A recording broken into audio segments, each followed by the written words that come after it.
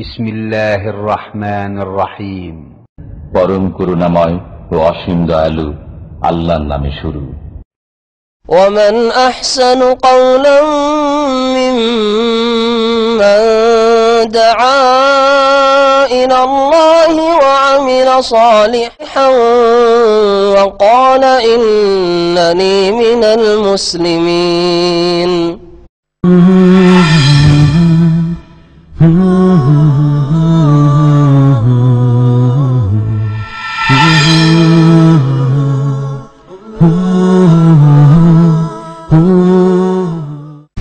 السلام عليكم ورحمة الله وبركاته.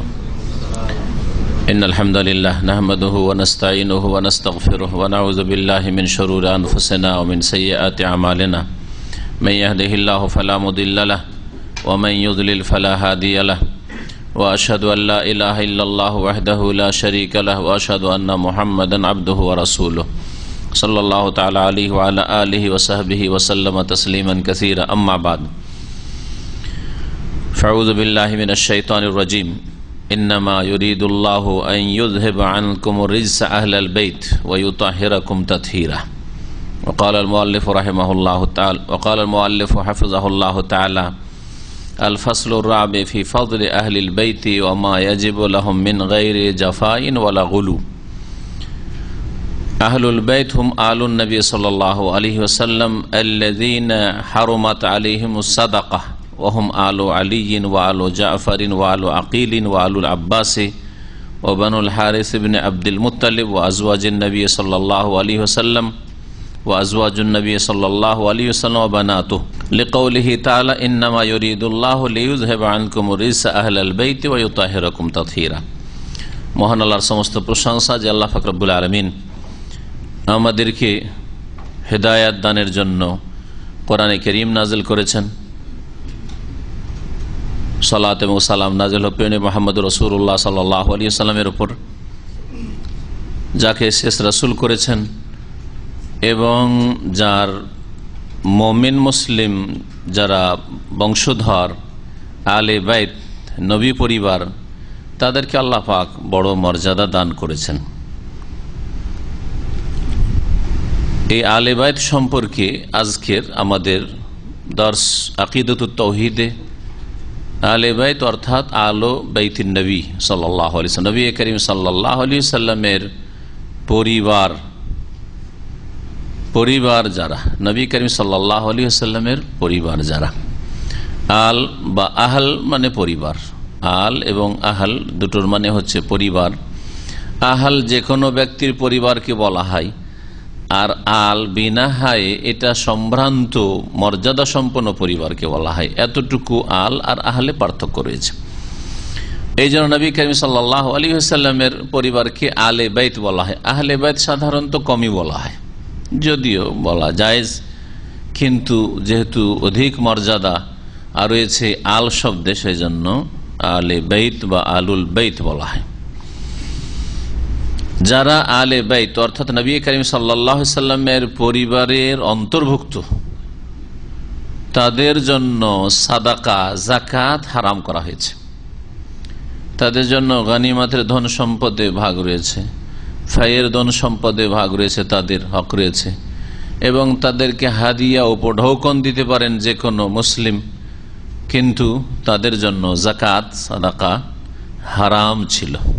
এখনো যদি পরিচয় পাওয়া যায় যে অমুক ব্যক্তি বা অমুক পরিবার এরা নবী করিম সাল্লাল্লাহু আলাইহি ওয়াসাল্লামের বংশের অন্তর্ভুক্ত, তাহলে তাদের জন্য অভাবী হলে যাকাত সাদকা খাওয়া হারাম। লেখক এই সম্পর্কে আলোচনা করেছেন যে আলে বাইত সম্পর্কে অর্থাৎ নবী পরিবার সম্পর্কে আমাদের বিশ্বাস, আমাদের আকীদা কেমন হইতে হবে। আহলে সুন্নাত ওয়াল জামাত সমস্ত ক্ষেত্রে মধ্যমপন্থী, মাঝামাঝি ভূমিকা তাদের। না কোনো ব্যক্তি বস্তু সম্পর্কে বাড়াবাড়ি অতিরঞ্জন করে, আর না কোনো ক্ষেত্রে ঘাটতি ত্রুটি করে। এর মাঝেই সবসময় হক রয়েছে, সত্য রয়েছে। দিন ইসলাম সমস্ত ধর্মের মাঝে মধ্যমপন্থা। ওই রকমই আহলে সুন্নাত ওয়াল জামাতের আকীদা, পথ, পন্থা, মানহাজ হচ্ছে মধ্যম পন্থা দুই শ্রেণীর বিদাতীদের মাঝখানে। মধ্যম পন্থা সম্পর্কে আমাদের একাধিক আলোচনা আছে, যেগুলো থেকে ইসলাম যে মধ্যম পন্থা এই বিষয়টি স্পষ্ট একজন মানুষ বুঝতে পারবে। আহলে সুন্নাত ওয়াল জামাত আহলে বাইত সম্পর্কে কি বলে এই সম্পর্কে আলোচনা করতে গিয়ে লেখক বলছেন, আল্লামা শেখ সালেহুল ফৌজান হাফিজাহুল আল ফাসলুর রাবে 4th অধ্যায়, ফি ফজলে আহলিল বাইত, নবী করিম সাল্লাল্লাহু আলাইহি সাল্লামের বাড়ির সদস্য, আহলে বাইত মানে বাড়িওয়ালা, মানে পরিবারের ফজিলত সম্পর্কে, মর্যাদা মহত্ব সম্পর্কে, ওমা ইয়াজিবু লাহুম, আর তাদের জন্য কি আবশ্যক আমাদের উপর, মানে তাদের কি অধিকার প্রাপ্য রয়েছে আমাদের উপর, মিন গায়রে জাফাইন ওয়ালা গুলু, কোন রকমের ত্রুটি না করে এবং অতিরঞ্জন বাড়াবাড়ি না করে, মান মর্যাদা ঘটাবেন না এবং অতিরঞ্জন বাড়াবাড়িও করবেন না। যেই মর্যাদা যেই গুণগুলি আল্লাহ দেননি সেই গুণ যদি আপনি ধারণা করেন তাহলে শিরকি আকীদায় লিপ্ত হবেন। যেই গুণ তাদেরকে দেওয়া হয়নি সেই গুণ যদি দেন তার সেগুলি হচ্ছে আল্লাহর গুণ, আল্লাহর গুণ দিলেই শিরক হয়।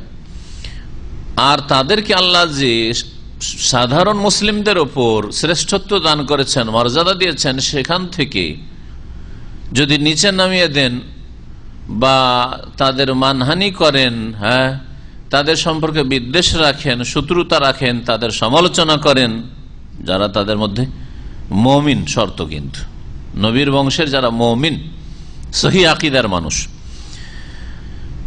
তাহলে আপনি ত্রুটি করলেন, তাহলে আপনি গুনাহগার হলেন।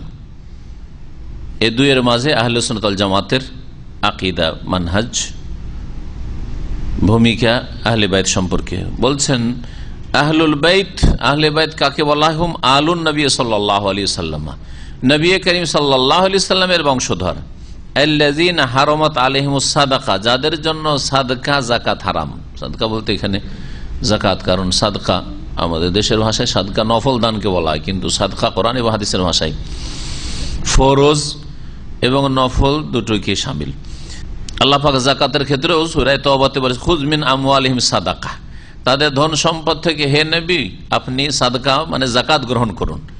তো সরকার, মুসলিম সরকার বাধ্য করে যাকাত আদায় করবে, সাদকা আদায় করবে। নফল যদি দান হয়, নফল দান আমি ইচ্ছা হলে করলাম, না হলে করলাম না, কারো চাওয়ার কোনো অধিকার নেই। কিন্তু ফরজ যদি যাকাত হয় আর ইসলামিক স্টেট হয়, ইসলামী খেলাফত হয়, তাহলে সরকারের অধিকার আছে জনসাধারণ থেকে যাকাত আদায় করার। যাদের ওপর যাকাত হারাম তারা হচ্ছেন ওয়াহুম আলু আলীন, তারা হচ্ছেন আলী রাদিয়াল্লাহু তাআলা আনহুর বংশধর। এখন শাখা প্রশাখা করে সবগুলি নবী করিম সাল্লাল্লাহু আলাইহি ওয়াসাল্লাম বংশ, যেগুলি উল্লেখ করা হচ্ছে, কিন্তু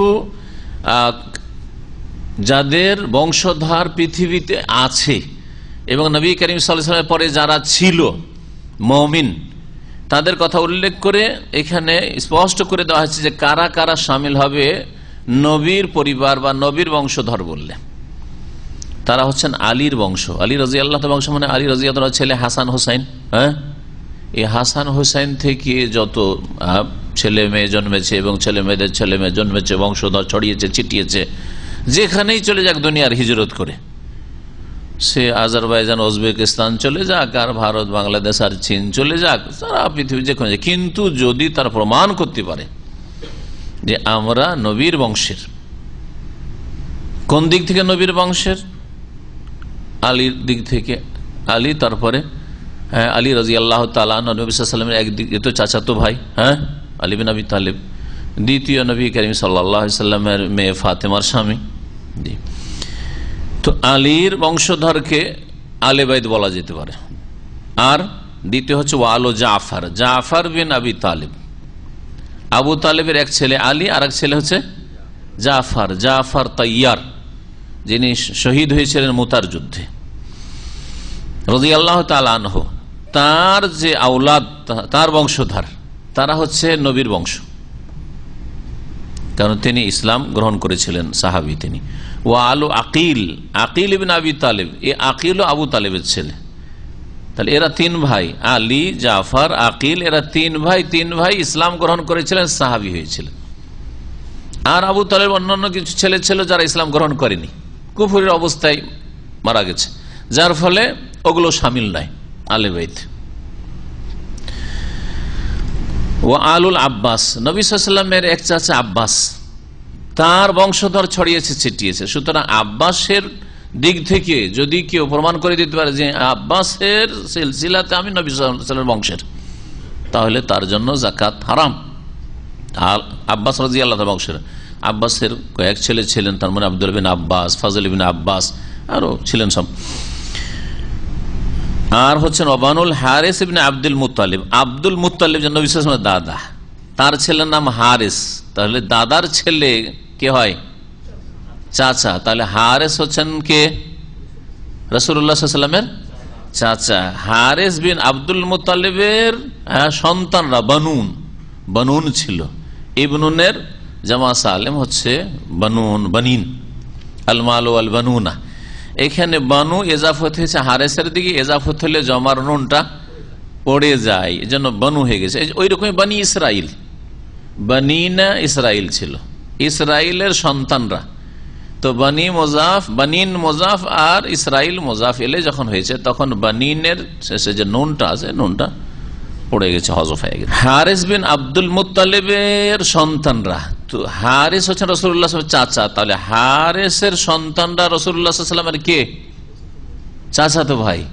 তাদের একজনের নাম আবু সুফিয়ান, আবু সুফিয়ান বিন হারিস। হুনাইনের যুদ্ধে যখন লোকেরা পলাতক অবস্থায় কাফেরদের তীরের বর্ষণে, তখন রাসূলুল্লাহ সাল্লাল্লাহু আলাইহি ওয়াসাল্লাম সামনের দিকে বাড়ছিলেন, রাসূলুল্লাহ সাল্লাল্লাহু আলাইহি ওয়াসাল্লাম খচ্চর ওপর ছিলেন, খচ্চরের একদিকের লাগাম টেনেছিলেন আব্বাস রাদিয়াল্লাহু তাআলা আনহু চাচা, আর আর একদিকেরটা ধরেছিলেন, টানছিলেন যাতে করে আগে না বেড়ে কাফেরদের মধ্যে না ঢুকে যায় নবী সাল্লাল্লাহু আলাইহি ওয়াসাল্লামের খচ্চর। নবী সাল্লাল্লাহু আলাইহি ওয়াসাল্লাম সামনের দিকে বাড়বেন, ক্ষয়ক্ষতি হতে পারে, এইভাবে তারা টেনে ধরেছিলেন দুই দিক থেকে। দ্বিতীয় ব্যক্তি আব্বাস একদিকে, আর একদিকে ছিলেন আবু সুফিয়ান ইবনুল হারিস, ওই আবু সুফিয়ান। তো এরা সব নবী সাল্লাল্লাহু আলাইহি ওয়াসাল্লামের বংশের অন্তর্ভুক্ত, আলে বাইতের অন্তর্ভুক্ত। আর আলের অন্তর্ভুক্ত কারা বলছেন? ওয়া আজওয়াজুন নবী সাল্লাল্লাহু আলাইহি ওয়াসাল্লাম, নবী করিম সাল্লাল্লাহু আলাইহি ওয়াসাল্লামের বিবিগণ। নবী সাল্লাল্লাহু আলাইহি ওয়াসাল্লামের এক যুগে 9 জন বিবি ছিলেন, আর 2 জন নবী সাল্লাল্লাহু আলাইহি ওয়াসাল্লামের জীবদ্দশায় মারা গেছেন। হ্যাঁ, তো 11 জন। এছাড়া বাকিগুলো নবী সাল্লাল্লাহু আলাইহি ওয়াসাল্লামের বিবি ছিলেন না দাসী ছিলেন, দ্বিমত রয়েছে, আর কয়েকজনের নাম আছে। তো নবী সাল্লাল্লাহু আলাইহি ওয়াসাল্লামের বিবিরাও নবী সাল্লাল্লাহু আলাইহি ওয়াসাল্লামের কি পরিবার, আলের অন্তর্ভুক্ত, মানে পরিবারের অন্তর্ভুক্ত। আর স্বাভাবিক কথা, আজকেও যদি কাউকে কেউ যদি বলে আমার পরিবার ভালো আছে, তো পরিবার বলতে কি বোঝায়? হ্যাঁ, পরিবার স্বামী স্ত্রী আর ছেলে মেয়ে নিয়ে পরিবার। আর বাপ মা থাকলে বাপ মা পরিবার, বাপ মা আপনার বাড়িতে আছে, বাপ মা আপনার পরিবার, ঠিক না? আপনার যদি ধরেন ছেলের ছেলে মেয়েরা আছে হ্যাঁ বাড়িতে, তো ওরা আপনার পরিবার, আপনার পরিবারেরই সব। তো নবী সাল্লাল্লাহু আলাইহি ওয়াসাল্লামের বিবিরা অবশ্যই আলে বাইতের পরিভাষার মধ্যে শামিল। এই কথা এই জন্যই বলছি যে রাফেজি শিয়ারা তারা আলীর বংশধরকে তো বলে যে এরা হচ্ছে আলে বাইত, কিন্তু নবীর বিবিদের সাথে চরম শত্রুতা তাদের, বরং নবীর বিবিদেরকে তারা কাফের বলে। আয়েশা রাদিয়াল্লাহু আনহা সবচেয়ে প্রিয়তম বিবিকে বলে যে এমন কাফের যে আল্লাহ তাকে জবাই করতে বলেছে। তাদের শয়তানি তাফসীর, ইন্নাল্লাহা ইয়ামুরুকুম আন তাযবাহু বাকারা, আল্লাহ তোমাদেরকে হুকুম দিচ্ছেন যে তোমরা কি করো, গাভী জবাই করো। বলছে গাভী মানে আয়েশাকে জবাই করতে হবে আল্লাহ বলছেন। এগুলো হলো ইরানিদের তাফসীর। এক শ্রেণীর মূর্খরা আমাদের যারা রাজনৈতিক সংগঠন করে বলে যে ইরান ইসলামী দেশ, কেমন ইসলামী দেশ বুঝেন। এখন নবী করিম সাল্লাল্লাহু আলাইহি ওয়াসাল্লামের বিবিগণ হচ্ছে কি নবী পরিবার অন্তর্ভুক্ত। ওয়াবানাতুহু, আর নবী সাল্লাল্লাহু আলাইহি ওয়াসাল্লামের মেয়েরা, একটা মেয়ে, শিয়ারা একটা মেয়ে ছাড়া বাকি মেয়ের নামই জানে না। আর এটা কোনো মুখস্থ কথা না। শিয়া ড্রাইভারের সাথে এর আগে আমি বয়ান করেছি, আপনাদের অনেকে পুরাতন যারা শুনেছেন। ওমরায় গেছি অনেকদিন আগের কথা, 10-12 বছর আগের কথা। ওমরায় গেছি, কিছু প্রাইজ টাইজ বিতরণ করছি, ফিরার পথে সম্ভবত, শিয়া ড্রাইভার। তো আমি জিজ্ঞেস করছি নবীর বিবি কয়জন, তো 2জন না 3জন হয়তো সুডানি বা আরবিয়ান ছিল। তো প্রশ্নটা একবার আরবিতে করছি, একবার বাংলায় করছি। তো উত্তরে যখন বললো যে 4জন মেয়ে, জাইনাব বিনতে রাসূলুল্লাহ আর রোকাইয়া বিনতে রাসূলুল্লাহ, 3 নম্বর হচ্ছে উম্মে কুলসুম বিনতে রাসূলুল্লাহ আর ফাতিমা বিনতে রাসূলুল্লাহ। 4টা যে বলতে পারলো তাকে প্রাইজ দিলাম। তখন আমি তো সামনের দিকে আছি, ওই শিয়া ড্রাইভার বলছে যে আউয়াল মাররা আসমাহ, জীবনে প্রথম শুনলাম যে নবীর 4 মেয়ে, তাদেরকে শিখানোই হয় না এই 3 মেয়ের নাম, শুধু ফাতেমা ফাতেমা। আর এরই কুপ্রভাব পড়েছে, শিয়াদের কুপ্রভাব বিদাতীদেরও পড়েছে। আমাদের দেশের লোকেরা মা ফাতেমা বলে, কিন্তু মা জাইনাব জীবনেও শোনেন নাই, মা রোকাইয়া জীবনেও শোনেন নাই, মা উম্মে কুলসুম কখনো শোনেন নাই। বুঝা গেছে কত বিদাতি সুন্নিদের ওপর শিয়াদের কুপ্রভাব পড়েছে। শিয়াদের ধর্ম আর আমাদের দেশে কবর মাজারপন্থী সুফিদের ধর্মে খুব ঘনিষ্ঠ সম্পর্ক আছে। এরাও বাতেনি ব্যাখ্যার বিশ্বাস রাখে, ইরানিরা শিয়ারা আর অন্যান্য যারা রাফেজি আছে, এরাও বলে যে এগুলোর বাতেনি ব্যাখ্যা আছে। গভীরে প্রবেশ করতে হবে, শরিয়ার আলেমরা গভীরতে প্রবেশ করতে পারে না, বাতেনি এলেম আছে। আর এই সুফি যতগুলি তরিকতলার আছে, পীর মুরিদির ব্যবসায়ীরা আছে, তারাও বলে যে বাতেনি এলেম আর জাহিরি এলেম।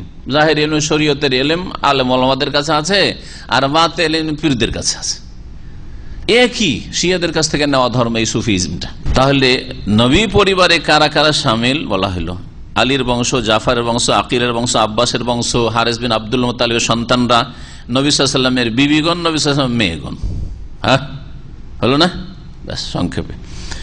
লিকাউলিহি তাআলা, কারণ মহান আল্লাহর বাণী, মহান আল্লাহ ইরশাদ করেছেন সূরা আহজাবের আয়াত নম্বর 33-এ, ইন্নামা ইউরিদুল্লাহু লিইয়ুযহিবা আনকুমুর রিজসা আহলাল বাইত, নিঃসন্দেহে আল্লাহ পাক চান যে লিইয়ুযহিবা আনকুমুর রিজসা, তোমাদের থেকে অপবিত্রতা দূর করতে। তোমাদের থেকে আল্লাহ পাক কি করতে চান? অপবিত্রতা, নাপাকি দূর করতে চান। আহলাল বাইতে মানে ইয়া আহলাল বাইতে, হে নবী পরিবার। আহলাল বাইতে এখানে হারফে নেদা উজ্জ আছে, ওই জন্য লামে ফাতা হয়েছে। যেমন ইয়া আব্দুল্লাহ, ইয়া রাসূলুল্লাহ বলছেন, এরকম এখানে আহলাল বাইতে, ইয়া আহলাল বাইতে, হে নবী পরিবার। ওয়ায়ুতাহিরাকুম তাতহীরা, এবং তোমাদেরকে সুন্দরভাবে যথাযথ পরিষ্কার পরিচ্ছন্ন পবিত্র করতে চান। আল্লাহ তোমাদের নাপাকি দূর করতে চান। আর কি করতে চান? যাতে নাপাকি, আকীদা আমলের পাপের নাপাকি তোমাদের কাছে না আসে। আর তোমাদেরকে পূর্ণভাবে কি করতে চান? পাক পবিত্র করতে চান। মানে তোমাদেরকে পাক পবিত্র দেখতে চান, তোমরা অধিক পবিত্রতা অর্জন করবে, পাপ থেকে গুনাহ থেকে অনেক দূরে থাকবে এবং নেকির ক্ষেত্রে অগ্রগামী হবে। এই হচ্ছে নাপাকি থেকে পাক করা আর বা পাক থাকা আর পবিত্রতা অর্জন করা। কারণ আসল পবিত্রতা হচ্ছে গুনাহ থেকে পবিত্র হওয়া, আর সবচেয়ে বড় নাপাকি হচ্ছে গুনাহ, আর গুনাহের মধ্যে সবচেয়ে বড় নাপাকি হচ্ছে শিরকের গুনাহ। যদি নবী পরিবারের দোহাই দেওয়ার পরে শিরক কুফরিতে ডুবে থাকে, যেমন বর্তমান শিয়া আর ওই সুফিদের ধর্মে শিরক ছাড়া এদের ধর্মের কিছু নেই, শিরকি আকীদা সব। তাহলে আল্লাহ যে যাতে থেকে পাক করতে চেয়েছেন তাতেই তারা ডুবে আছে, ওই নাপাকিতে ডুবে আছে। আর যদি দাবি করে যে আমরা আওলাদে রাসূল, কোনো কাজে আসবে। কাল ইমাম ইবনে কাসির রাহিমাহুল্লাহ তাআলা, ইমাম ইবনে কাসির রাহমাতুল্লাহ আলাইহি তাফসীর ইবনে কাসিরে বলে, সুম্মাল্লাযী লা ইউশাক্কু ফীহি বা লা ইয়াশুক্কু ফীহি মান তাদাব্বারাল কুরআন, অতঃপর যেই ব্যক্তি কোরআন নিয়ে গভীরভাবে চিন্তা করবে, গবেষণা করবে, সে কখনো সন্দেহ করতে পারবে না যে আন্না নিসা আন-নবী সাল্লাল্লাহু আলাইহি ওয়াসাল্লাম দাখিলাতুন ফি কওলিহি তাআলা, নবী সাল্লাল্লাহু আলাইহি ওয়াসাল্লামের বিবিগণ মহান আল্লাহর এই বাণীর অন্তর্ভুক্ত, মানে তারা আহলে বাইত নবী পরিবারের অন্তর্ভুক্ত। কোরআনের এই আয়াত সূরা আহজাবের আয়াত নম্বর 33-এর উপর গভীরভাবে একটু যদি চিন্তা করে, এই আয়াত নিয়ে পড়াশোনা করে, তাহলে স্পষ্ট বুঝতে পারবে যে এই আয়াতে বরং প্রথম শামিল নবীর বিবিগণ। আমরা ছেলে মেয়ে হয়নি, তারা বলছেন আমার পরিবার, বলছেন না স্ত্রী পরিবার, তাহলে প্রথমখানে স্ত্রী প্রবেশ করছে পরিবারে।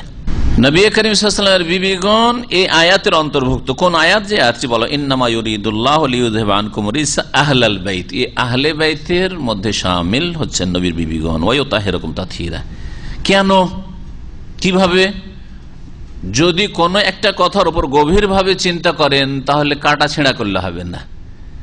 ওই প্রসঙ্গে যতটা কথা আছে সবটাই শুরু থেকে শেষ পর্যন্ত শুনতে হবে, না হয় পড়তে হবে, ঠিক কিনা? পড়ার হলে পড়তে হবে, শোনার হলে শুনতে হবে। আমার বক্তব্যের একটা লাইন যদি শুধু কেটে নেন, আগের সাথে কোনো সম্পর্ক, পরের সাথে সম্পর্ক নাই, তাহলে আমার সহি বক্তব্যকে কুফরি শিরকে পরিণত করে দিতে পারবেন, ঠিক না? করা যাবে না? যাবে না, করা যাবে। কোরআনের এই আয়াতগুলি নিয়ে একটু গভীরভাবে চিন্তা করলে আগে আর পরে কি বলা হয়েছে, যেটাকে আরবিতে সিয়াক এবং সাবাক। সাবাক মানে অতীতে যা বলা হয়েছে, আর সিয়াক মানে যা আসছে, মানে যে প্রসঙ্গ। আয়াতের যে প্রসঙ্গ হচ্ছে নবীর বিবিগণ। কারো কাছে কোরআন থাকলে কোরআন খুলে দেখেন, আয়াত নম্বর 32 থেকে খুলে দেখেন, তাহলে বুঝতে পারবেন। হ্যাঁ, সূরা আহজাব। আল্লাহ পাক কি বলছেন? ইয়া নিসা আন-নবী, হে নবীর বিবিগণ। আয়াতগুলি শুনিয়ে দিই, 2-3টা আয়াত, তাহলে বুঝতে পারবেন। ইয়া নিসা আন-নবী, হে নবীর বিবিগণ। সম্বোধন কাকে করা হয়েছে? নবীর বিবিদেরকে। লাস্তুন্না কাআহাদিম মিনান নিসা, তোমরা অন্যান্য মহিলাদের, নারীদের মতো না। ইনি তাকাইতুন্না, তোমরা যদি আল্লাহকে ভয় করো, সংযত পাপমুক্ত থাকতে চাও, তাকওয়া অর্জন করতে চাও, ফালা তাখযানা বিল কওল, তাহলে তোমরা মিষ্টি সুরে, নরম সুরে কথা বলবে না পুরুষদের সাথে, অপর পুরুষের সাথে। ফায়াতমা আল্লাযী ফী কলবিহি মারাজ, না হইলে যাদের অন্তরে পাপের ব্যাধি আছে, ব্যভিচারের ব্যাধি আছে, হ্যাঁ, প্রেমের ব্যাধি আছে, হ্যাঁ, যুবক যুবতীর সাথে প্রেম করতে চাই, এই সব অন্যায়ের ব্যাধি আছে, জেনা ব্যভিচারে লিপ্ত হতে চাই, কি করবে? লোভ লালসা করবে। যে মিষ্টি ভাষায়, নরম ভাষায় কথা বলছে মেয়েটি, তার মানে একে আকৃষ্ট করা যেতে পারে। ফায়াতমা আল্লাযী ফী কলবিহি মারাদ ওয়া কুলনা কাওলাম মারুফা, কিন্তু তোমরা ভালো কথা বলা, যেই কথাতে কোন রকম পাপের সম্ভাবনা না থাকে। তারপরের আয়াত দেখেন, এটা আয়াত হচ্ছে কত নম্বর? 32, 33, 34 আপনাদেরকে শোনাবো। এখানে শুধু 33টা রয়েছে। ওয়াকারনা ফী বুয়ুতিকুন্না, মহিলাদেরকে সম্বোধন করা হয়েছে, এখানে কিন্তু পুরুষদের বলা হয়নি। বিশেষ করে ওয়াকারনা ফী বুয়ুতিকুন্না, হে মহিলারা, মানে হে নবীর বিবিরা। ওই যে নিসান নবী বলা হয়েছে, হে নবীর বিবিরা, তোমরা তোমাদের বাড়িতেই অবস্থান করো, বাইরে ঘোরাফেরা করি না তো বেশি। ওয়ালা তাবাররাজনা তাবাররুজাল জাহিলিয়াতিল উলা, আর প্রাচীন যুগের যে মূর্খতার যুগ ছিল, বর্বরতার যুগ ছিল, সেই যুগের নারীরা যেমন বক্ষ খুলে, পেট পিঠ খুলে, মাথা খুলে, চুল খুলে আর এইভাবে চলতো অর্ধ উলঙ্গ হয়ে, ওই রকম বেহায়া বেপরদায় চলাফেরা করিও না, ঘোরাফেরা করিও না। ওয়ালা তাবাররাজনা তাবাররুজাল জাহিলিয়াতিল উলা। তাহলে আর কি করতে হবে? ওয়াকিমনা সালাত, হে নবীর বিবিরা, তোমরা কি করো? সালাত প্রতিষ্ঠা করো, নামাজ কায়েম করো। ওয়া আতিনা যাকাত, আর যাকাত আদায় করো, পয়সা থাকলে যাকাত দাও। আর ওয়া আতিনাল্লাহ ওয়া রাসূলা, আল্লাহ এবং রাসূলের কথা মানো, আনুগত্য করো। তারপরে তারপরে এই অংশটুকু রয়েছে, ইন্নামা ইউরিদুল্লাহু লিইউযহিবা আনকুম রিজসা আহলাল বাইত ওয়া ইউতাহিরাকুম তাতহীরা। কথা কার সম্পর্কে চলছিল? নবীর বিবিদের করতে করতে তারপরে বলছে আল্লাহ তোমাদের থেকে নাপাকি দূর করতে চান, হে নবী পরিবার, হে নবী পরিবার। প্রথমে শুরু করা হয়েছে 32 নম্বর আয়াত নিসান নবী দিয়ে, ঠিক না? আর তারপরে বলছে আহলাল বাইত, আর তোমাদেরকে পবিত্র করতে চান সুন্দর করে। তারপরে শুনে, তারপরে কি আছে? আগের অংশ কথা প্রসঙ্গ, তাহলে আগের প্রসঙ্গটা হচ্ছে নবীর বিবিগণ। পরেও দেখেন তারপরের আয়াতে, তারপরে কি রয়েছে?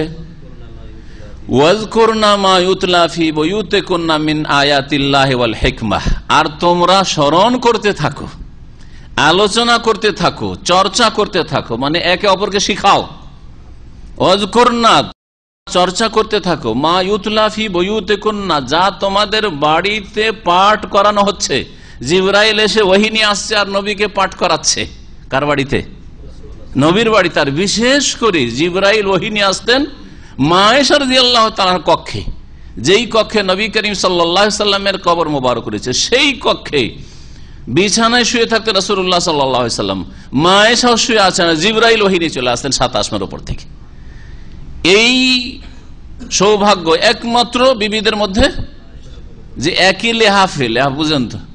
হ্যাঁ, লেহাফ লেহাফ আরবি শব্দ, কিন্তু লেহাফ তো ব্যবহার করা হয়, ওইটাকে বিকৃত করে আমাদের অঞ্চলের লোক লেয়াপ বলে। লিহাফ শব্দটি লাম হা আলিফ ফা, লিহাফ আরবি শব্দ, এটা লেপ করে দিয়েছেন বাংলায়। একই লেহাফে হাদিস এসছে, সেই হাদিস নবী সাল্লাল্লাহু আলাইহি ওয়াসাল্লাম শুয়ে আছেন বিবির সাথে, আর জিবরাইল নিয়ে চলে এসছে ওহী। তোমাদের বাড়িতে যা পাঠ করা হচ্ছে, কার বাড়িতে? তাহলে বিশেষ করে আয়েশা রাদিয়াল্লাহু তাআলার বাড়িতে। মা ইউতলা ফি বুয়ুতিকুম মিন আয়াতিল্লাহ, আল্লাহর আয়াত কি পাঠ করা হচ্ছে তাও আল্লাহ বলেন। আল্লাহর আয়াত মানে কোরআন কারীম আয়াত, ওয়াল হিকমা আর প্রজ্ঞার কথা, হিকমতের কথা মানে কোরআন হাদিসের কথা। আয়াতুল্লাহর পাশে যখন হিকমত বলা হবে তখন কোরআন এবং হাদিস দুই ওহী তাফসীর করেছেন মুফাসসিরিন গবেষকরা। আর তারপরে ইন্নাল্লাহা কানা লাতিফান খাবীর। এখন দেখলেন, তাহলে স্পষ্ট বোঝা গেল যে এখানে আহলে বাইত বলতে যারা বিশেষভাবে এখানে যাদের কথা উল্লেখ করে তারা হচ্ছেন কারা? নবী সাল্লাল্লাহু আলাইহি ওয়াসাল্লাম বিবিগণ। আর তারপরে তখন তার ভাই বেরাদর, আশেপাশের চাচাতো ভাই, চাচাতো ভাইয়ের সন্তানরা, চাচার সন্তানরা, ওরা তার অন্তর্ভুক্ত হবেন, আহলে বাইতের অন্তর্ভুক্ত হবেন। তার আগে মেয়েরা, স্ত্রী এবং মেয়েরা। ফাইনা সিয়াকাল কালাম মাহুন্না, কারণ কথার যে প্রসঙ্গ রয়েছে তাদের সাথে রয়েছে, নবীর বিবিদের সাথে রয়েছে।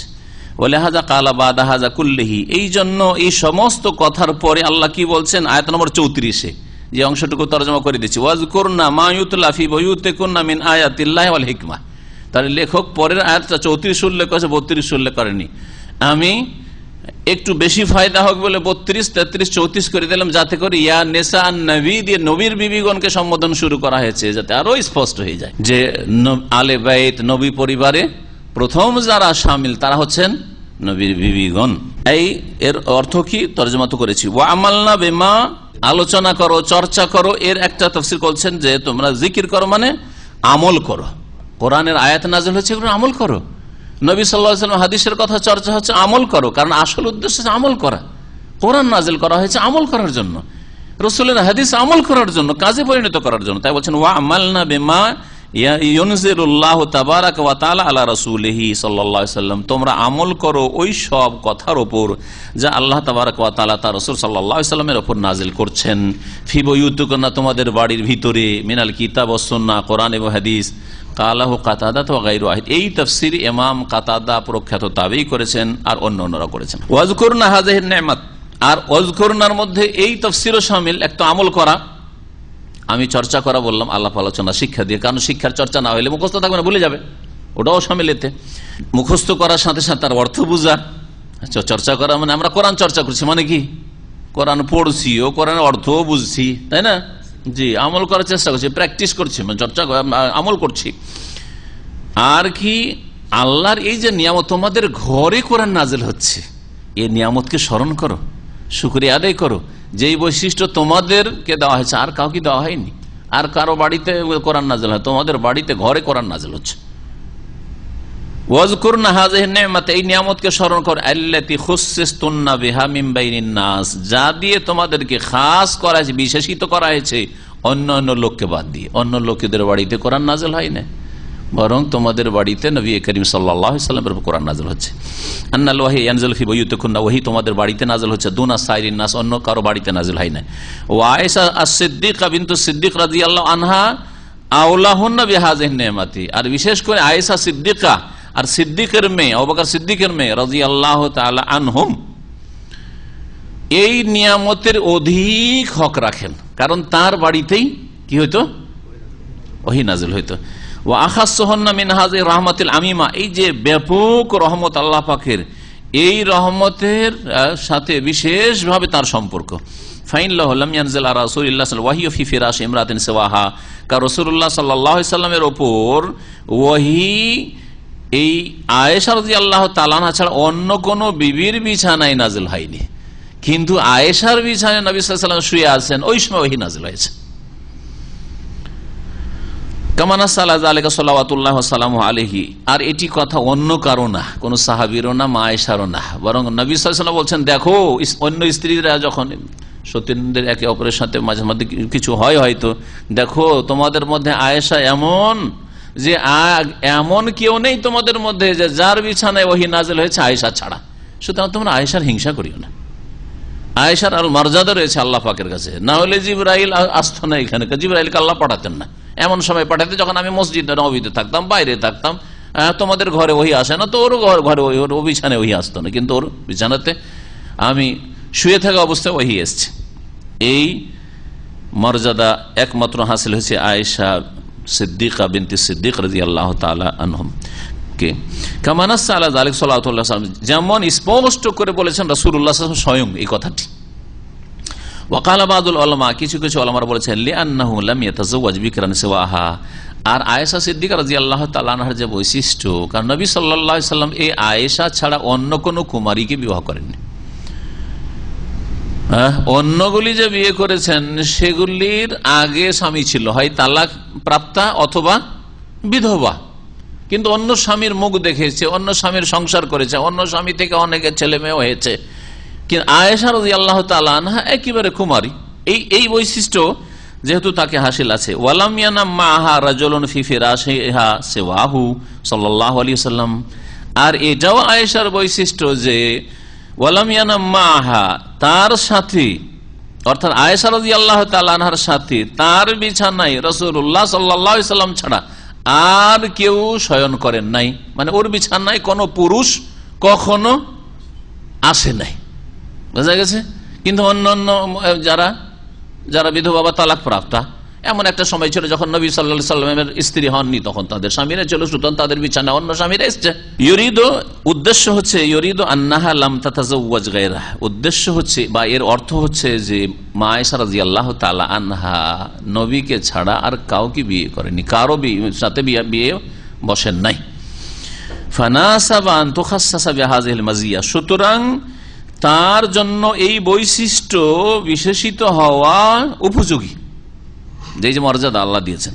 ওয়ান তুফরাদা বিহাযিহিল মারতাবাতিল আলিয়্যা, আর এই উচ্চ মর্যাদা তাকেই শুধু দেওয়া হয়েছে যে তার বাড়িতে, তার কক্ষে এবং তার বিছানায় ওহী নাযিল হচ্ছে নবীর উপর সাল্লাল্লাহু আলাইহি সাল্লাম, এর হকদার তিনি। ওয়ালাকিন ইযা কানা আজওয়াজু মিন আহলি বাইতিহি ফাকারাবাতুহু আহাক্কু বিহাযিহি তাসমিয়া, ইনতাহা মিন তাফসীর ইবনে কাসির। এগুলো ইমাম ইবনে কাসিরের কথা চলছে, তাফসীর ইবনে কাসির থেকে বলছেন যে যখন নবী করিম সাল্লাল্লাহু আলাইহি সাল্লামের বিবিগণ অন্য বংশেরও যদি হয়, তারপরেও যখন তার পরিবারের শামিল, তাহলে তার যেগুলি আত্মীয় স্বজন যাদের সাথে রক্তের সম্পর্ক আছে, তারা এই নামের আলে বাইতের নামের অধিক হক রাখে, তারাও, কারণ তাদের সাথে রাসূলুল্লাহ সাল্লাল্লাহু আলাইহি ওয়াসাল্লামের রক্তের সম্পর্ক।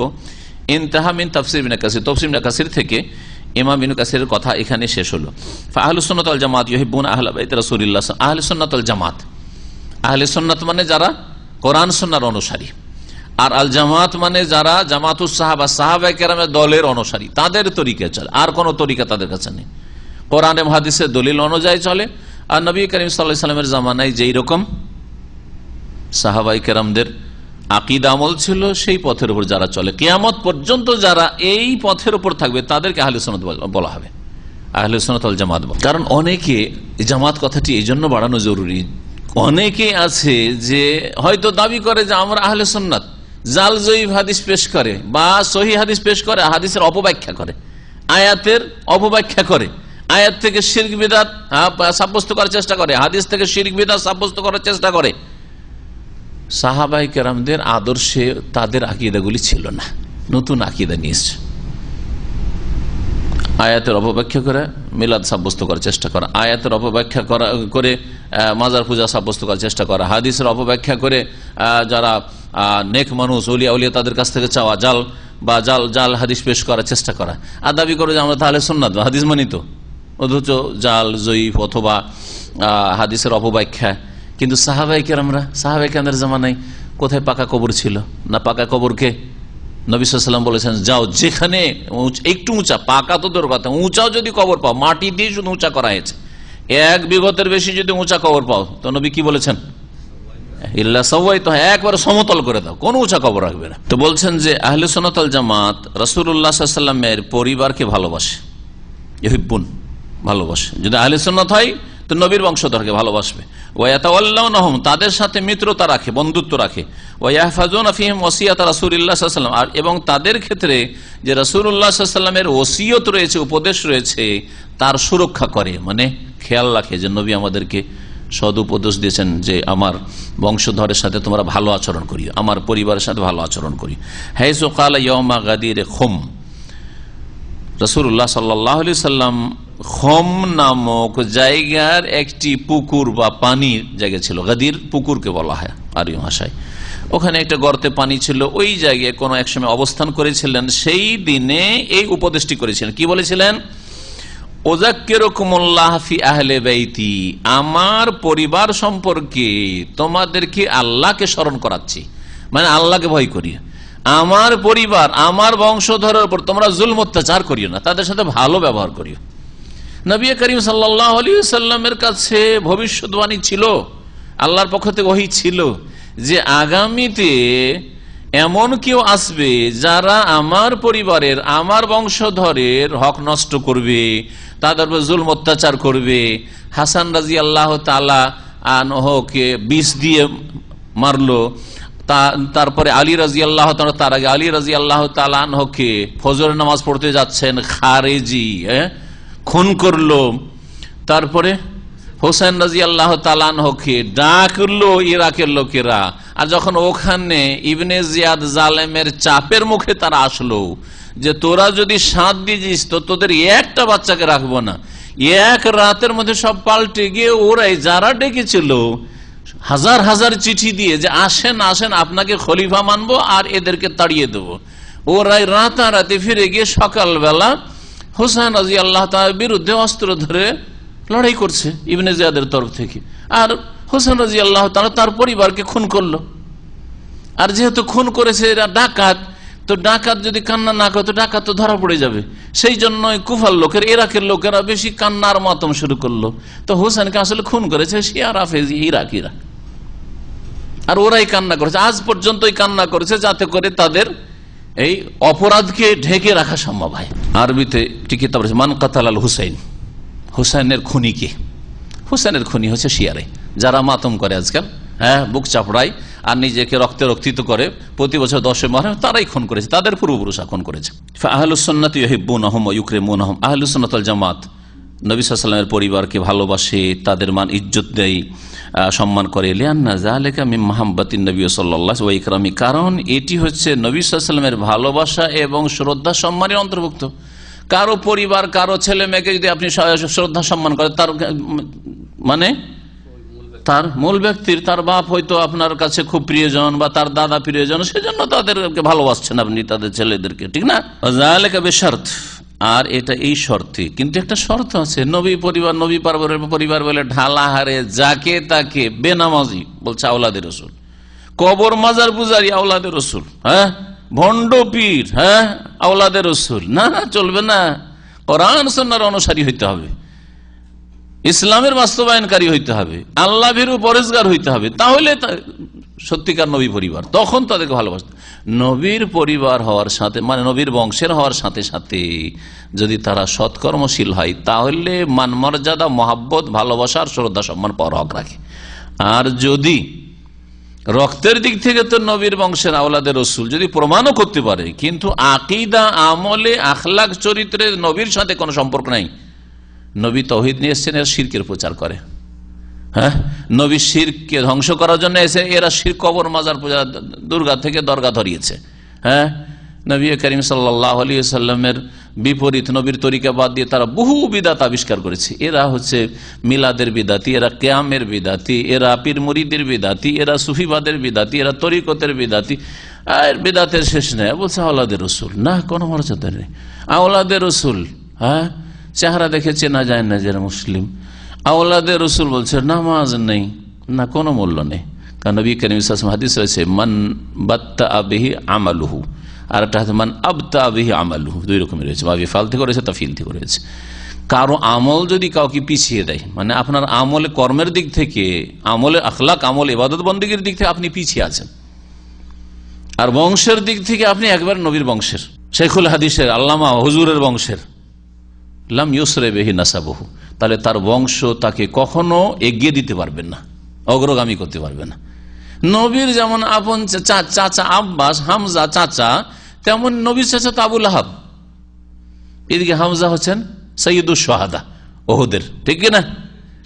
এক চাচা সৈয়দুল শুহাদা, শহীদদের সবচেয়ে শ্রেষ্ঠ শহীদ, আর আর এক চাচা সম্পর্কে কিয়ামত পর্যন্ত কোরআনে তেলাওয়াত হইতে আছে তাব্বাত ইয়াদা আবি লাহাব ওয়া তাব, আবু লাহাবের দুই হাতও ধ্বংস হোক আর আবু লাহাব নিজেও ধ্বংস হোক। কত লোক তেলাওয়াত করেছে আর করবে আর করছে এখন, আর কিয়ামত পর্যন্ত হবে এই তেলাওয়াত। বলেন তো দেখি কত বদ্ধ অভিশাপ পড়ছে, অথচ নবীর চাচা এটা। তাহলে বোঝা গেল যে শুধু রক্তের সম্পর্ক কাজে আসবে না, একই রকম রক্তের চাচা, এটাও চাচা ওটাও চাচা, কোনো কাজে আসলো না। তাই বলছেন শেখ যে ওয়াজালিকা বিশার, এটা কিন্তু এক শর্তে, ভালোবাসবো এবং মর্যাদা দেবো, সম্মান করব। শর্ত হচ্ছে আইয়াকুন মুত্তাবিন আলিস সুন্নতি, যেন তারা সুন্নতের অনুসারী হয়, নবীর তরিকার অনুসারী হয়। মুস্তাকিমিন আলাল মিল্লাতে, আর ইসলামের ওপর, মিল্লাত মানে মিল্লাত ইসলামিয়া, ইসলামের ওপর যেন তারা অটল হয়, সোজা হয়। নামাজ, 5 ওয়াক্ত নামাজি, ফরজ ওয়াজিব আদায় করে, হারাম নাজায়েজ থেকে বেঁচে থাকে, সুদখোর, ঘুষখোর, বেঈমান, জালেম। হ্যাঁ, কোন দেশের হয়তো ধরেন মাশাআল্লাহ নবীর বংশ আর রাজ পরিবার, নবীর বংশ আর রাষ্ট্রপতি প্রধানমন্ত্রীর বংশ, কোন দেশে থাকতে পারে। 2 দেশে এখনো নবীর বংশের দাবিদার আছে, 2টো দেশ আছে পৃথিবীতে মুসলিম দেশ, যে 2 দেশের বর্তমান প্রেসিডেন্ট বা রাষ্ট্রপতি তারা বলছে আমরা নবীর বংশের। এখন এদের আকীদা, ইবাদত, আখলাক, চরিত্র, জুলমুক্ত হওয়া যদি থাকে নবীর তরিকা, তাহলে তাদের জন্য ভালোবাসা রয়েছে। আর না হলে শুধু শুধু তারা দাবি করে বা প্রমাণ করে দিতে পারে যে আমরা নবীর বংশের, কোন মর্যাদা নেই, কোন মর্যাদা নেই। একটা হচ্ছে জর্ডন, উর্দুনের নাম, এই জন্য ফুল নেম হচ্ছে উর্দুনের আল মামলাকাতুল উর্দুনিয়াতিল হাশেমিয়া, হাশেম গোত্রের দাবিদার তারা।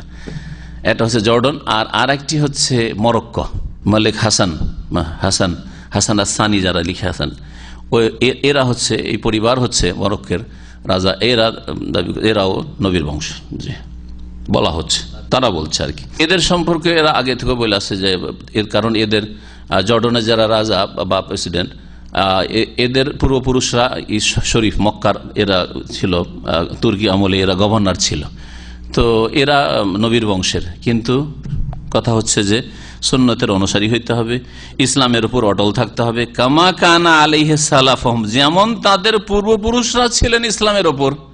আব্বাস ও বানু আব্বাসের মতো হইতে হবে, আব্বাসের সন্তানদের মতো, আব্দুল্লাহ বিন আব্বাসের মতো হইতে হবে, ফজল বিন আব্বাসের মতো হইতে হবে। ওই রকম উচ্চ ইমানের নয় হোক, আর সাহাবীর মর্যাদা পাবে না, কিন্তু ওই তরিকাতে থাকতে হবে, ওই তরিকাতে থাকতে হবে।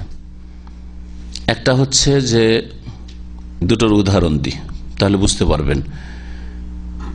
আব্বাসের তরিকাতে আছি, কিন্তু আব্বাস 1 কিলোমিটার আগে চলে গেছেন, আমি কিন্তু ওই রাস্তায় চলছি। কিং সৌদ দিয়ে যাচ্ছেন আব্বাস রাদিয়াল্লাহু তাআলা, আমিও কিং সৌদ দিয়ে যাচ্ছি, কিন্তু 1-2 কিলোমিটার এগিয়ে চলে গেছেন। উনি রিয়াজ যাবেন, মক্কা দিয়ে যাবেন, আমি ওই রাস্তাতে আছি, কিন্তু 10-20 কিলোমিটার 50 কিলোমিটার পিছিয়ে গেছি। কিন্তু আদর্শ কোনটা, আমার রাস্তা কোনটা? ওই আব্বাসের রাস্তাতে আছি। এবার বুঝতে পারছেন? এটা হলো একটা অনুসরণ করা। আর আরেকটা হচ্ছে যে আব্বাসের পাশাপাশি চলছি, বেশি দূরে নেই, কিন্তু আব্বাস যাচ্ছে রিয়াজ রোড দিয়ে আর আমি যাচ্ছি আলহাসা রোড দিয়ে। আব্বাস যাচ্ছে মক্কা রিয়াজ হয়ে, আর আমি চলে যাচ্ছি আলহাসা হয়ে ওই দিকে। তো আলহাসা রোডটা কোন দিকে পৌঁছাবে? সোজা চলতে থাকলে হ্যাঁ, আলহাসা পার হয়ে কাতার পার হয়ে যদি সাল্লাহ পার হয়ে চলে যান তো কোথায় পৌঁছাবে? দুবাই পৌঁছে দিবে, ঠিক না? বা ওমান পৌঁছে দিবে, মক্কা পৌঁছাবে না। এখন মুসলিম সমাজে এইরকমই নবীর অনুসারী 2 রকম আছে, নবীর অনুসারী 2 রকম আছে। এক আছে যে নবীর তরিকাতে সহি আকীদা, সহি পথ, মানহাজ, হ্যাঁ, নবীর তরিকা চলাছে, অন্য কোন তরিকা তাদের কাছে নেই, সুফিবাদও নেই, ওই সব গোড়ামিও নেই যে হাদিসবাদ দিয়ে মুরব্বীদের কথা মানবো, ওই সব কিছু নেই। কিন্তু আমলে নবী করিম সাল্লাল্লাহু আলাইহি ওয়াসাল্লাম, সাহাবে কেরাম থেকে মেলা পিছিয়ে আছে, কিন্তু ওই রাস্তাতেই চলছে। আমাদের পূর্বপুরুষগণ নবী সাল্লাল্লাহু আলাইহি ওয়াসাল্লাম, সাহাবাই কেরাম বা সালাফে সালেহিন, তাবেইন, তারা ঘোড়ার মতো বা আরো বেশি বিদ্যুৎ গতিতে তারা ইসলামের দিকে চলেছেন, আর আমরা কচ্ছপের গতিতে চলছি হয়তো, কিন্তু ওই রাস্তাতে। বোঝা গেছে? কচ্ছপের গতিতে চলছেন, কেউ গেছে বিদ্যুতের গতিতে, আর আপনি চলছেন ওই রাস্তায় কিন্তু কচ্ছপের, কিন্তু রাস্তা ওইটাই আছে, রাস্তা বদলেনি আপনার। আর একজন হয়তো হরিণের গতিতে চলছে, হ্যাঁ, বা বিদ্যুতের গতিতে চলছে, কিন্তু কোন দিকে?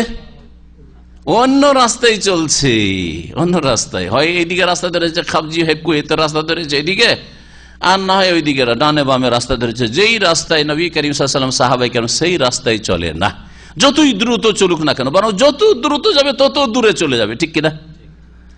এই হচ্ছে সুন্নতি আর বিদাতিতে পার্থক্য। সুন্নতের অনুসারী যদি আমলে ঘাটতি ত্রুটিও থাকে, বিভিন্ন পাপ হচ্ছে, কিন্তু আকীদা, রাস্তা, বিশ্বাস, ঈমান ঠিক আছে, আর 5 ওয়াক্ত নামাজও ঠিক আছে, বেনামাজি আবার নবীর তরিকাই না, অন্য রাস্তা ধরে নিয়েছে, কাফেরদের রাস্তা ধরে নিয়েছে। নামাজ ঠিক আছে, কিন্তু বেশ কিছু গুনাহ হয়তো হয়ে যাচ্ছে।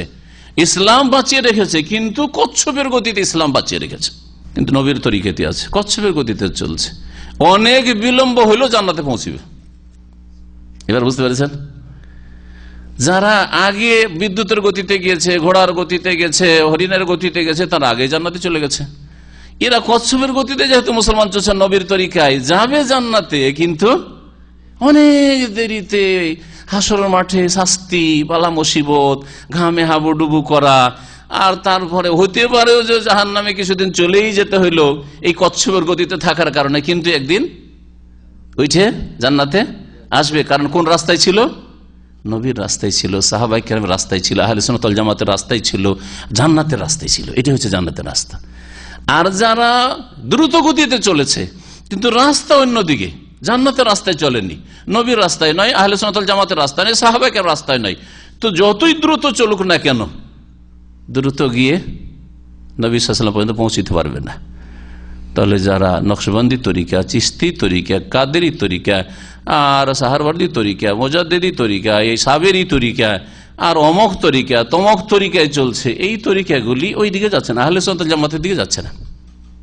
কোন দিকে যাচ্ছে? যতই দ্রুত, মানে যতই ইবাদতবন্দি করুক, খুব জিকির করছে, হয়তো সারা রাত ইবাদতবন্দি করছে, কিন্তু এই দ্রুত যাচ্ছে, উল্টো দিকে যাচ্ছে, যার ফলে কাজে আসবে না, জাহান্নামের রাস্তার দিকে চলে যাচ্ছে। এবার বুঝতে পেরেছেন এই পার্থক্য? অনেকে কিন্তু এই পার্থক্য করে না। বিদাতি হইলে কি হবে? 5 ওয়াক্ত নামাজ, ঈদ মুখে দাঁড়িয়ে আছে, পরেশগার, ঠিক আছে, ভালো স্পিডে চলছে, কিন্তু নবীর রাস্তায় যে চলছে না, অন্য রাস্তায়, তো অনেক দূরে চলে যাচ্ছে, অন্যদিকে চলে যাচ্ছে। কিয়াম করছে, মিলাদ করছে, বিদাত করছে, মাজারের খেদমত করছে, মসজিদের খেদমত করছে, দাঁড়িয়েও রেখেছে, এই দাঁড়িয়ে নিয়ে আরে এই যে সেজদা করে করে যে দাগ হয়েছে, এই নিয়ে আবার মাজারেও সেজদা করছে, চলে যাচ্ছে কোন দিকে? জাহান্নামের দিকে চলে যাচ্ছে। আপনাদের অনেকে যাতে করে ভ্রম দূর হয়, অনেকে বিদাতিকে পছন্দ করে কিসের জন্য?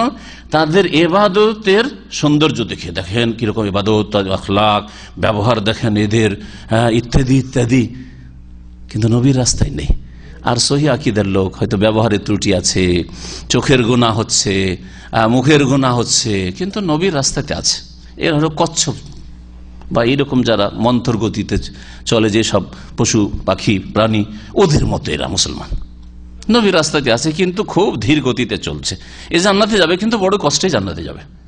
যে আব্বাস এবং আব্বাসের সন্তানদের মতো হইতে হবে, কারণ তাদের পূর্বপুরুষ, ও আলী ওবানু আলী এবং আলীর বংশধরদের মতো হয়তো। আম্মান খালাফা সুন্নাহ, তবে যারা সুন্নতের খেলাফ কাজ করবে, ওয়ালাম ইস্তাকিম আলা দ্বীন, দ্বীনের উপর অটল থাকলো না, 5 ওয়াক্ত নামাজও পড়লো না, ফাইন্নাহু লা তাজুজু মাওয়ালাতুহু, তো তাদের সাথে বন্ধুত্ব জায়েজ না। যদিও নবীর বংশের পরিচয়, আওলাদের রাসূল বলছে, কিন্তু শিরকি আকীদা, বিদআতি আকীদা, নামাজ পড়েন না, তাহলে তাদের ভালোবাসা জায়েজ না। ওয়ালাউ কানা মিন আহলিল বাইত, যদিও আহলে বাইতের অন্তর্ভুক্ত হোক না কেন। ফামাওকিফ আহলিস সুন্নাত ওয়াল জামাত মিন আহলিল বাইত মাওকিফুল ইতিদাল ওয়াল ইনসাফ, আহলে সুন্নাত ওয়াল জামাতের ভূমিকা হচ্ছে আহলে বাইত সম্পর্কে মধ্যম ভূমিকা, মধ্যম পন্থার ভূমিকা এবং ন্যায় নীতির ভূমিকা। ইতিদাল মানে মধ্যম পন্থা, আর ইনসাফ মানে ন্যায় নীতি। ন্যায় নীতি অবলম্বন করবেন। আরে নবীর বংশের নাই, কিন্তু কোরআন সুন্নাহর অনুসারী, আল্লাহ ভীরু মুত্তাকি পরেজগার, আর নবীর বংশের ফাসিক, সুদখোর, ঘুষখোর, নবীর বংশের শিরক বিদআত করে, মাজারের খেদমত করে, সেই জন্য একে বাড়িয়ে দিবেন আপনি? কোথা থেকে বাড়াইলেন আপনি? এই লোকটা নবীর বংশের না হলেও নবীকে ভালোবাসা, নবীর তরিকায় চলে, বোঝা গেছে? মধ্যম পন্থা অবলম্বন করতে হবে। ইয়াতাওয়াল্লাউনা আহলাদ-দ্বীন, মধ্যম পন্থা কি? যে দিনদার ধার্মিকদেরকে ভালোবাসবে, ওয়াল ইস্তিকামাতি মিনহুম, আর যারা দ্বীনের উপর অটল তাদেরকে ভালোবাসবে, ওয়া ইয়াতাবাররাউনা মিম্মান খালাফা সুন্নাহ, এবং সম্পর্ক ছেদ করবে ওই সব লোকদের থেকে যারা সুন্নতের বিরোধিতা করবে, ওয়ানহারাফা আনিদ-দ্বীন, আর দ্বীন থেকে যারা বিমুখ হবে, ফিরে যাবে, ওয়ালাউ কানা মিন আহলিল বাইত, যদিও আহলে বাইত নবী পরিবারের হোক না কেন, নবীর বংশধর হোক না কেন, নবীর বংশধর কিন্তু দিন থেকে ফিরে গেছে, বেদিন, বেনামাজি, নাস্তিক, ফাসিক, সুদখোর, ঘুষখোর অথবা সুন্নতের খেলাফ বিদাতি কাজ করে, ফাইন্না কাউনাহু মিন আহলিল বাইত ওয়া মিন কারাবাতি রাসূল সাল্লাল্লাহু আলাইহি ওয়াসাল্লাম লা ইয়ানফাউ শাইআন হাত্তা ইস্তাকিম আলা দীনিল্লাহ। নবী করিম সাল্লাল্লাহু আলাইহি ওয়াসাল্লামের বংশধরের হওয়া বা বংশের অন্তর্ভুক্ত হওয়া এবং নবী সাল্লাল্লাহু আলাইহি ওয়াসাল্লামের সাথে আত্মীয়তা তার কোনো কাজে আসবে না যতক্ষণ পর্যন্ত আল্লাহর দ্বীনের উপর কায়েম না থাকবে।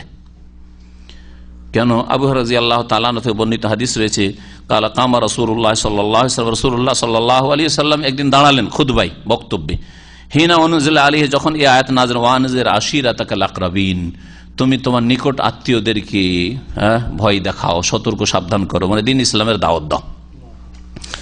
নবী সাল্লাল্লাহু আলাইহি ওয়াসাল্লাম দাঁড়িয়ে যে খুতবা বলেছিলেন তার বিষয়বস্তু ছিল, ইয়া মাশার কুরাইশ, হে কুরাইশের দল, আও কালিমাতান নাহওয়া, অথবা এইরকমই কোন বাক্য বলেছিলেন, ইশতারু আনফুসাকুম, তোমরা নিজেদেরকে রক্ষা করো, নিজেদেরকে ক্রয় করো, নিজেদেরকে রক্ষা করো, নিজের জান বাঁচাও। লা উগনি আনকুম মিনাল্লাহি শাইআ, আল্লাহর আযাব থেকে রক্ষা করতে আমি কোনো কাজ আসতে পারবো না। আমল যদি না থাকে, আকীদা ঠিক না থাকে, তো আল্লাহর আযাব তোমাদেরকে বাঁচাইতে পারবো না। কুরাইশ বংশ বলে, ইয়া আব্বাস ইবনে আব্দুল মুত্তালিব, হে আব্দুল মুত্তালিবের ছেলে আব্বাস, লা উগনি আনকা মিনাল্লাহি শাইআ, আল্লাহর আযাব থেকে তোমাকে কোনো ক্ষেত্রে আমি বাঁচাতে পারবো না, তোমার যদি আমল ঠিক না থাকে, ইবাদত ঠিক না থাকে। ইয়া সাফিয়া তো আম্মাতে রাসূলুল্লাহ, হে রাসূলুল্লাহর ফুফু সাফিয়া, রাসূলুল্লাহ সাল্লাল্লাহু আলাইহি ওয়াসাল্লাম ফুফুর নাম কি ছিল? সাফিয়া ছিল। বললেন যে লা উগনি আনকে মিনাল্লাহি শাইআ, আল্লাহর আযাব থেকে তোমাকে আমি বাঁচাতে তোমার কাজে আসতে পারবো না। ইয়া ফাতেমা বিনতে মুহাম্মদ, হে মুহাম্মাদের মেয়ে ফাতেমা, এক এক করে ডেকে, চাচাকে ডাকা হইল, ফুফুকে ডাকা হইল, নিজের গোটা বংশকে ডাকা হইল, মেয়েকে বলছেন, হে মুহাম্মাদের মেয়ে ফাতেমা রাদিয়াল্লাহু আনহা, সালিনি মিন মালি মা শি'তি, তুমি যা চাও আমার টাকা পয়সা ধন দৌলত থেকে চেয়ে নাও, দুনিয়া আমি দিয়ে দিতে পারবো, টাকা আছে মেয়েকে দিয়ে দিলাম, পয়সা আছে মেয়েকে দিয়ে দিলাম, ঠিক না? কিন্তু লা উগনি আনকে মিনাল্লাহি শাইআ, আল্লাহর আযাব থেকে তোমাকে রক্ষা করার কাজে আমি আসতে পারবো না। তোমার আমল ঠিক না থাকে তো আমি মেয়েকে জান্নাতে নিয়ে চলে যাব, এটা হইতে পারে না। নবী বলছেন না, আমি তোমার আমল ছাড়া তোমাকে আমি নিয়ে যেতে পারবো না জান্নাত, তোমার কাজে আসতে পারে আল্লাহর আযাব থেকে রক্ষা করতে। আর যদি কেউ লিখে কোন পীর সাহেব যে হাসরের মাঠে বড় বড় জাহাজ নিয়ে আসবেন আর মরিদানদেরকে জাহাজে করে উঠিয়ে একেবারে জান্নাতের গেটে ঢুকিয়ে দিবেন, তো কত ভণ্ডামি কথা এগুলো, বলেন দেখি, কত ইসলাম বিরোধী কথা, বলেন দেখি। আকীদা আমল ছাড়া ইসলাম হচ্ছে কাজের নাম, কাজের নাম, অন্তরের কাজ বিশ্বাস করা, জবানের কাজ স্বীকার করা, আর অঙ্গ প্রত্যঙ্গের কাজ হচ্ছে কাজে পরিণত করা। এই তিনটি কাজ যদি ঠিক থাকে, ফরজ ওয়াজিব আদায় করেন, আর অঙ্গ প্রত্যঙ্গকে আর অন্তরকে আর জবানকে যদি হারাম থেকে বাঁচাইতে পারেন, তো আপনি যেখানকারই হন না কেন, আপনি শূদ্রর সন্তান হন, আপনি ডোমচামারের সন্তান হইলেও আপনি জান্নাতি। আর নবীর বংশেরও যদি হয়, আবু লাহাব হইতে হবে যদি আকীদা আমল ঠিক না থাকে। ওয়াল হাদিস, আরেকটি হাদিস, এই হাদিস তো বুখারীতে রয়েছে যেটা শুনেলাম, নবী সাল্লাল্লাহু আলাইহি ওয়াসাল্লাম বংশের এক একজনকে ডেকে ডেকে বললেন যে দেখো তোমরা নিজেকে রক্ষা করো, কারণ আল্লাহর আযাব থেকে তোমাদেরকে আমি বাঁচাইতে পারবো না। আর আরেকটি হাদিস মুসলিমে রয়েছে, যে হাদিসটি একটু আগে শুনলাম, ওমান বাত্তা আল হাদিস মান বাত্তা আমালুহু লাম ইউসরি বিহি নাসাবুহু, যার আমল পিছিয়ে দেবে, কারো আমল যদি আমাকে পিছিয়ে দেয়, ইসলামের যে চলছেন আপনি ধরেন কবিরা গুনাহ করলেন, তো আমল আপনাকে পিছিয়ে দিল কিনা? আপনি ফজর নামাজ ছেড়ে দিলেন, তো আমলে পিছিয়ে গেলেন কিনা? তো যার আমল তাকে পিছিয়ে দেবে, পেছনে ফেলে দেবে জান্নাত থেকে আর নবী থেকে, লাম ইউসরে বিহি নাসাবুহু, তার বংশ তাকে এগিয়ে দিতে পারবে না, যে আমি অমুকের বংশ তমুকের বংশ, এসব এগিয়ে দিতে। ওয়াতাবাররা আহলুস সুন্নাহ ওয়াল জামাত তারিকাতির রাওয়াফিজ, আহলে সুন্নাত ওয়াল জামাত মধ্যম পন্থা যেহেতু অবলম্বন করে, এই জন্য নবী পরিবারের যারা ধার্মিক সৎকর্মশীল তাদেরকে ভালোবাসে, সম্মান করে, ঠিক না? কিন্তু এই সম্মানটা যতটা তারা হক রাখে ততটা সম্মান করে, আবার এই ক্ষেত্রে তারা অতিরঞ্জন বাড়াবাড়ি করে না রাফেজি শিয়াদের মতো। তাই বলছেন ওয়াতাবাররা আহলুস সুন্নাত ওয়াল জামাত মিন তারিকির রাওয়াফিজ, আহলে সুন্নাত ওয়াল জামাত সম্পর্ক ছিন্ন করে রাফেজি শিয়াদের পন্থা থেকে। কারণ তারা কি করে, আল্লাযীনা ইউগরুনা ফি বাযি আহলিল বাইত, যারা কিছু নবী পরিবার সম্পর্কে অতিরঞ্জন বাড়াবাড়ি করে। আলীর মধ্যে খোদাই শক্তি ছিল, এজন্য আমাদের দেশের ছুতাররা কাঠমিস্ত্রিরা যখন ভারী কাঠ ওঠায় তখন কি বলে, কেন বলে? এটা শিয়াদের কাছ থেকে শিক্ষা। জাতিতে সুন্নি মুসলমান, কিন্তু সুন্নিও না, আর কিছুই না, এইসব মুশরিক। ইয়া আলী না ইয়া আল্লাহ বলে ডাকবেন? ইয়া আল্লাহ বলবেন। ইয়া কওয়ি যদি বলেন, হে সর্বশক্তিমান, শক্তি দাও, তো ঠিক আছে।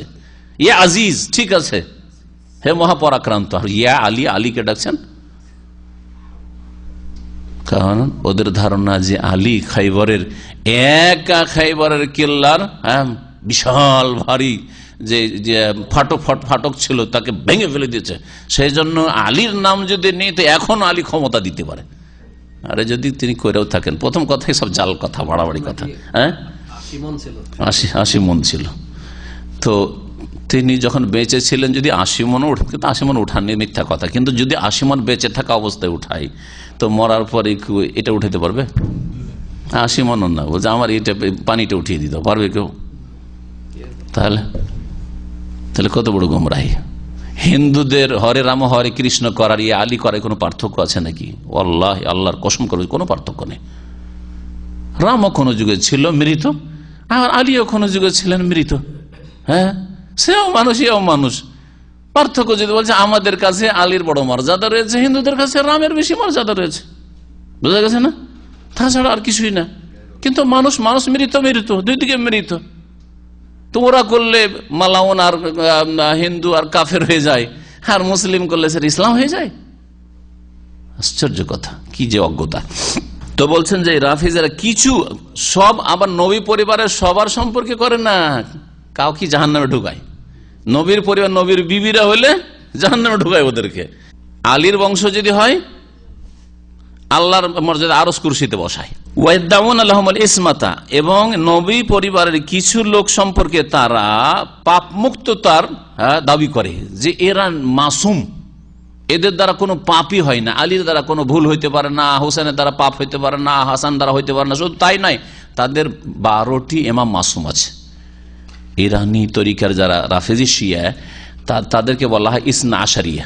কেন বলা হয় ইসনা আশারিয়া? তাদের 12 ইমামে বিশ্বাসী, যে 12 জন ইমাম আছেন যারা মাসুম, যারা নিষ্পাপ, ফেরেশতার মতো, জিবরাইল মিকাইল মতো, কোনো গুনাহ হইতে পারে না তাদের দ্বারা। মাসুম একমাত্র আম্বিয়া রসুলগণ। তারপরে আম্বিয়া রসুলগণেরও মাসুম হওয়া কেমন, যে তাদের কি যদি ভুল ত্রুটি হয়েও যায় তো আল্লাহ সংশোধন সাথে সাথে করে দেয়। এমন না যে ভুল হবেই না, ভুল ত্রুটি হয় তাহলে কি করেছেন? সংশোধন করে দিয়েছেন। তাদের থেকে, নবী রাসূলগণ থেকে আমাদের মতো যে কোনো বড় ব্যক্তি হয়ে যাক না, ইমাম বুখারী হয়ে যাক, আর ইবনে তাইমিয়া হয়ে যাক, আর ইমাম আবু হানিফা হয়ে যাক, কোনো নিশ্চয়তা নেই যে আল্লাহ তাকে ওহী করে কি করে দিবেন, সতর্ক সাবধান। হইতে পারে সারা জীবন একটা ভুলের উপর আমরা থেকেই গেলাম, হইতে পারে, এটা বুঝা গেছে। আর নবী রাসূলগণ না, যেমনই একটু ভুল ত্রুটি হতে যাচ্ছে, কি করেছেন? সতর্ক সাবধান করে দিয়েছেন। যেমন মুসা আলাইহিস সালামকে যখন জিজ্ঞেস করল, মুসা আলাইহিস সালাম যখন তিনি খুতবা দিলেন, আর খুব সুন্দর খুতবা বক্তব্য শোনার পরে এত খুশি হয়েছে লোকেরা, বলছে আপনার চেয়ে বড় আলেম কি পৃথিবীতে আছে, জ্ঞানী আছে? তখন তিনি কি বলেছিলেন? না, আমার চেয়ে বড় জ্ঞানী না। কথা তো সত্যি, মুসা রাসূল, ওর চেয়ে জ্ঞানী আর কে হইতে পারে, আর আলেম কে হইতে পারে, তার কাছে ওই আসছে। কিন্তু আল্লাহকে এটা পছন্দ লাগলো না, যে তুমি সারা দুনিয়ার কি করে খবর জানলে, ওটা তো আমি জানি। হতে পারে তোমার চোখের আড়ালে কেউ আছে, তুমি কি করে বললে যে আমার চাইতে বেশি জ্ঞানী নেই? তো যাও, ঠিক আছে, যাও, খেজুরের সাথ ধরো। আর ওই মুসা আর খেজুরের ঘটনা তখন একটু সামান্য ভুল হলো, আল্লাহ কি করেছেন? শুধরে দিয়েছেন, সংশোধন করে দিয়েছেন। কিন্তু আমার আপনার বড় বড় ভুল হয়তো আছে, শুধরাইল না, সংশোধনই হইল না, হতে পারে যতই পরেজগার হয়ে যান না কেন। এটা হচ্ছে মাসুমের অর্থ নবী রাসূলের ক্ষেত্রে। আর 12 ইমাম এমন মাসুমের মাসুম যে এরা জিবরাইল চাইতে শ্রেষ্ঠ। হ্যাঁ, বরং এদের আকীদা সুফিদের আকীদা একই রকম। সুফিরা কি বলছে, যে আমাদের যারা ওলি আউলিয়া, এদের এমন মর্যাদা রয়েছে যে তারা নিজেরা বলছে, বরং বাইজিদ বস্তামির কথা সম্ভবত রয়েছে, কি বলছে? খুযনা বাহরান ওয়াকাফাল আম্বিয়া আলা সাহিলিহি, আমরা এমন সাগরে পাড়ি দিতে পেরেছি যে যেই সাগরের কিনারায় গিয়ে নবীরা থমকে থেমে গেছে, যেতে পারেনি। এটা হলো সুফিদের, পীর মুরিদির কথা, ইসলাম বিরোধী কুফরিয়া কথা। আর এদের কথা শুনবেন, শিয়াদের কথা। খোমেনি বলছে, খোমেনির বইয়ে রয়েছে ইসলামী গভর্নমেন্ট আল হুকুমাতুল ইসলামিয়াতে, যে ইন্নালি আইম্মাতিনা মাকামান লা ইয়াবলুগুহু মালাকুন মুকাররাবুন ওয়ালা নাবিয়্যুন মুরসাল, আমাদের যে ইমামরা রয়েছেন 12 ইমাম ইসনা আশারিয়া, 12 ইমাম এমন মাসুমের মাসুম, নিষ্পাপের নিষ্পাপ, লা ইয়াবলুগুহু মালাকুন মুকাররাব, যে তাদের মর্যাদায় আল্লাহর নিকটবর্তী কোনো ফেরেশতাও পৌঁছিতে পারবে না, মানে জিবরাইলও এরকম মর্যাদা পাবে না। ওয়ালা নবিয়্যুন মুরসাল, আর কোন নবী রাসূল হইতে পারে মুহাম্মদ রাসূলুল্লাহ বা মুসা ঈসা হইতে পারবে না, নাউযুবিল্লাহ। শিয়াদের আকীদা আর সুফিদের আকীদা দেখলেন না একই রকম। জি, এরা নবী রাসূলগণের মানহানি করে, তাদের চাইতে বড় মনে করে তাদের পীর বুজুর্গকে, সুফিরা, আর এদের 12 ইমামকে। তো এরা কি করে, তাদেরকে মাসুম হওয়া দাবি করে। অমিন তারিকাতিন নওয়াসিব, আহলে সুন্নাত ওয়াল জামাত মধ্যম পন্থা অবলম্বন করে। একদিকে রাফেজিদের অতিরঞ্জন বাড়াবাড়ি কিছু আহলে বাইত সম্পর্কে, আর কিছুকে জাহান্নামে ঢোকানো, এদের কাজ লানত করা। আর নাসেবিরা, এরা নবী সাল্লাল্লাহু আলাইহি ওয়াসাল্লাম বংশের সাথে বিদ্বেষ রাখত। ওই যুগে, প্রথম যুগে যখন আলী রাদিয়াল্লাহু তাআলা আনহুর সাথে শাম দেশের লোকের মুআবিয়া রাদিয়াল্লাহু তাআলা আনহুর মনোমালিন্য হয় আর দূরত্ব সৃষ্টি হয়, তখন শাম দেশের অনেকেই বিদ্বেষ রাখতো আলী রাদিয়াল্লাহু তাআলার সাথে। যারা আলী রাদিয়াল্লাহু তাআলা বা তার পরিবারের সাথে বিদ্বেষ রেখেছে তাদেরকে নাসেবি বলা হয়, মানে যারা শত্রুতা দাঁড় করেছে। নাসাবে আনসা মানে দাঁড় করা। তো নাসেবি কেন বলা হয় এদেরকে? তাহলে শিয়াদের বিপরীত হচ্ছে নাসেবি। আহলে সুন্নাত নাসেবিও নয় আর রাফেজিও নয়। রাফেজি শিয়াদেরকে কেন বলা হয়? যে এরা 5 জন সাহাবী ছাড়া 1 লাখের বেশি সাহাবাকে আর সবগুলিকে ছুঁড়ে ফেলেছে, মানি না তোদেরকে, তোরা সব মুরতাদ হয়ে গেছিস। রাফাজু, হ্যাঁ বোঝা গেছে, রাফাজু মানে ছুঁড়ে ফেলা। আর নাসেবি আল্লাযিনা নাসাবুল আদাওয়া আলিল বাইত, যারা নবী পরিবারের সম্পর্কে বিদ্বেষ দাঁড় করেছে, শত্রুতা দাঁড় করেছে, শত্রুতা রাখে। তাহলে কারো যদি শত্রুতা থাকে নবী পরিবারের ওপর, তারাও গুমরাহ। আর কারো যদি অতি ভক্তি থাকে, যে খোদাই শক্তি ছিল তাদের মধ্যে, তাহলে তারাও গুমরাহ, পথভ্রষ্ট। এই 2 গুমরাহির মাঝখানে হচ্ছে আহলে সুন্নাত ওয়াল জামাত। নওয়াসিব কারা আল্লাযিনা ইয়ানসিবুন আল আদাওয়াতা লি আহলিল বাইত, যারা আহলে বাইত নবী পরিবারের বিরুদ্ধে কি করে? দুশ্মনী দাঁড় করে। আল মুস্তাকিমিন, ওই সব নবী পরিবার যারা মুস্তাকিম ছিল, মানে দিনের উপর অটল ছিল। ওয়াত আনুনা ফিহিম, আর এবং তাদের দোষ ত্রুটি বর্ণনা করে। অমিন তারিকাতিল মুবতাদিয়া ওয়াল খুরাফিন, এবং আহলে সুন্নাত ওয়াল জামাত সম্পর্ক ছেদ করে বিদাতীদের পন্থা থেকেও, এবং যারা খুরাফি, বিদাতি খুরাফি মানে যারা কুসংস্কারে লিপ্ত, খুরাফাত বলা কুসংস্কারে। তো বিদাতি এবং কুসংস্কারে লিপ্ত যারা, যেমন কবর মাজার পূজা, মিলাদ, আর এইরকম যতগুলি মৃত্যুর নামে কাবার দমদাম, এইসব যতগুলি বিদাতি কাজ আছে, এদের রাস্তা থেকেও কি করে? সম্পর্ক ছিন্ন করে আহলে সুন্নাত ওয়াল জামাত। এরা কি করে বিদাতিরা? আল্লাযিনা ইয়াতাওয়াসসালুনা বিআহলিল বাইত, যারা নবী পরিবারকে ওসিলা হিসাবে পেশ করে। এরা দোয়া করলে কি করে? হে আল্লাহ, নবীর ওসিলায়, আলীর ওসিলায়, ফাতেমার ওসিলায়, হাসানের ওসিলায়, হুসাইনের ওসিলায়, বড় পীরের ওসিলায়, এই যে ওসিলা ধরে যারা দোয়া করে, এরা হলো বিদাতি, খোরাফি, কুসংস্কারে লিপ্ত। জি, আহলে সুন্নাত ওয়াল জামাত এই কাজও করে না। আল্লাহর কাছে চাইবে, সরাসরি চাই। মাঝখানে কাউকে ভায়া ধরে আল্লাহর কাছে চাপ সৃষ্টি করতে চাইবে, এটা দুনিয়ার রাজাদের কাছে হয়, দুনিয়ার নেতাদের কাছে হয়। যে এমপি, এটা জাদরেল এমপি, আপনার এলাকার এমপির কথা গিয়ে রেফারেন্সে যদি যান, তাহলে আপনার কাজটা হয়তো হয়ে গেল। তো এটা আল্লাহর কাছে হয় না, আল্লাহর গোলাম সবাই। সুতরাং আল্লাহর কাছে সরাসরি দোয়া চাইতো। ওয়াত্তাখিযুনাহুম আরবাবা মিন দুনিল্লাহ, আল্লাহকে বাদ দিয়ে তারা তাদেরকেই প্রভু রব বানিয়ে ফেলেছে। আহলুস সুন্নাত ওয়াল জামাত ফি হাযাল বাব ওয়া গায়র আলাল মানহাজিল মুতাদিল, আহলুস সুন্নাত ওয়াল জামাত এই বিষয়ে এবং অন্যান্য বিষয়ে মধ্যম পন্থার উপর প্রতিষ্ঠিত। ওয়াসিরাতিল মুস্তাকিম, আর সরল পথের উপর প্রতিষ্ঠিত। আল্লাযী লা ইফরাতা ফিহি, যাতে না কোনো বাড়াবাড়ি রয়েছে, ওয়ালা তাফরিতা, আর না তাতে কোনো রকমের ত্রুটি ঘাটতি রয়েছে, ওয়ালা জাফা, আর না তাতে কোনো রকমের বিদ্বেষ রয়েছে, ওয়ালা গলুয়া, না তাতে অতিরঞ্জন রয়েছে, ফি হাক্কি আহলিল বাইত ওয়া গায়রিহিম, নবী পরিবারের ক্ষেত্রে অথবা অন্য কারো ক্ষেত্রে। নবী পরিবার ছাড়াও আবু বকর, ওমর, হ্যাঁ, বা অন্যান্য সাহাবায়ে কেরাম, অথবা নবী পরিবার নয় সাহাবায়ে কেরাম অন্যদের সম্পর্কে আবু হানিফা, শাফি, মালিক, আহমদ। আহলে সুন্নাত জামাতের পথ হচ্ছে মধ্যম পন্থা। না এদের ক্ষেত্রে এমন বাড়াবাড়ি করে যে 40 বছর ধরে ইমাম আবু হানিফা এশার উজুতে ফজর পড়েছেন, আর 40 বছর ধরে একটানা রোজা রেখেছেন, কোনো ইফতারি করেননি। তার খাদেম ইফতারি নিয়ে আসতেন, ইফতারিটা একটা চাকরকে লুকিয়ে দিয়ে দিতেন, আর না খেয়ে তিনি থেকে যেতেন। এসব কিচ্ছা বোঝা গেছে। এগুলি হলো বিদাতীদের কথা। এইসব কাজ আবু হানিফা করেননি, জি, যদি 40 বছর এশার যদি ফজর পড়ে থাকেন, আসল যৌবনের কালে বিবির হকই দেননি, জুলুম করে গেছেন ওরা।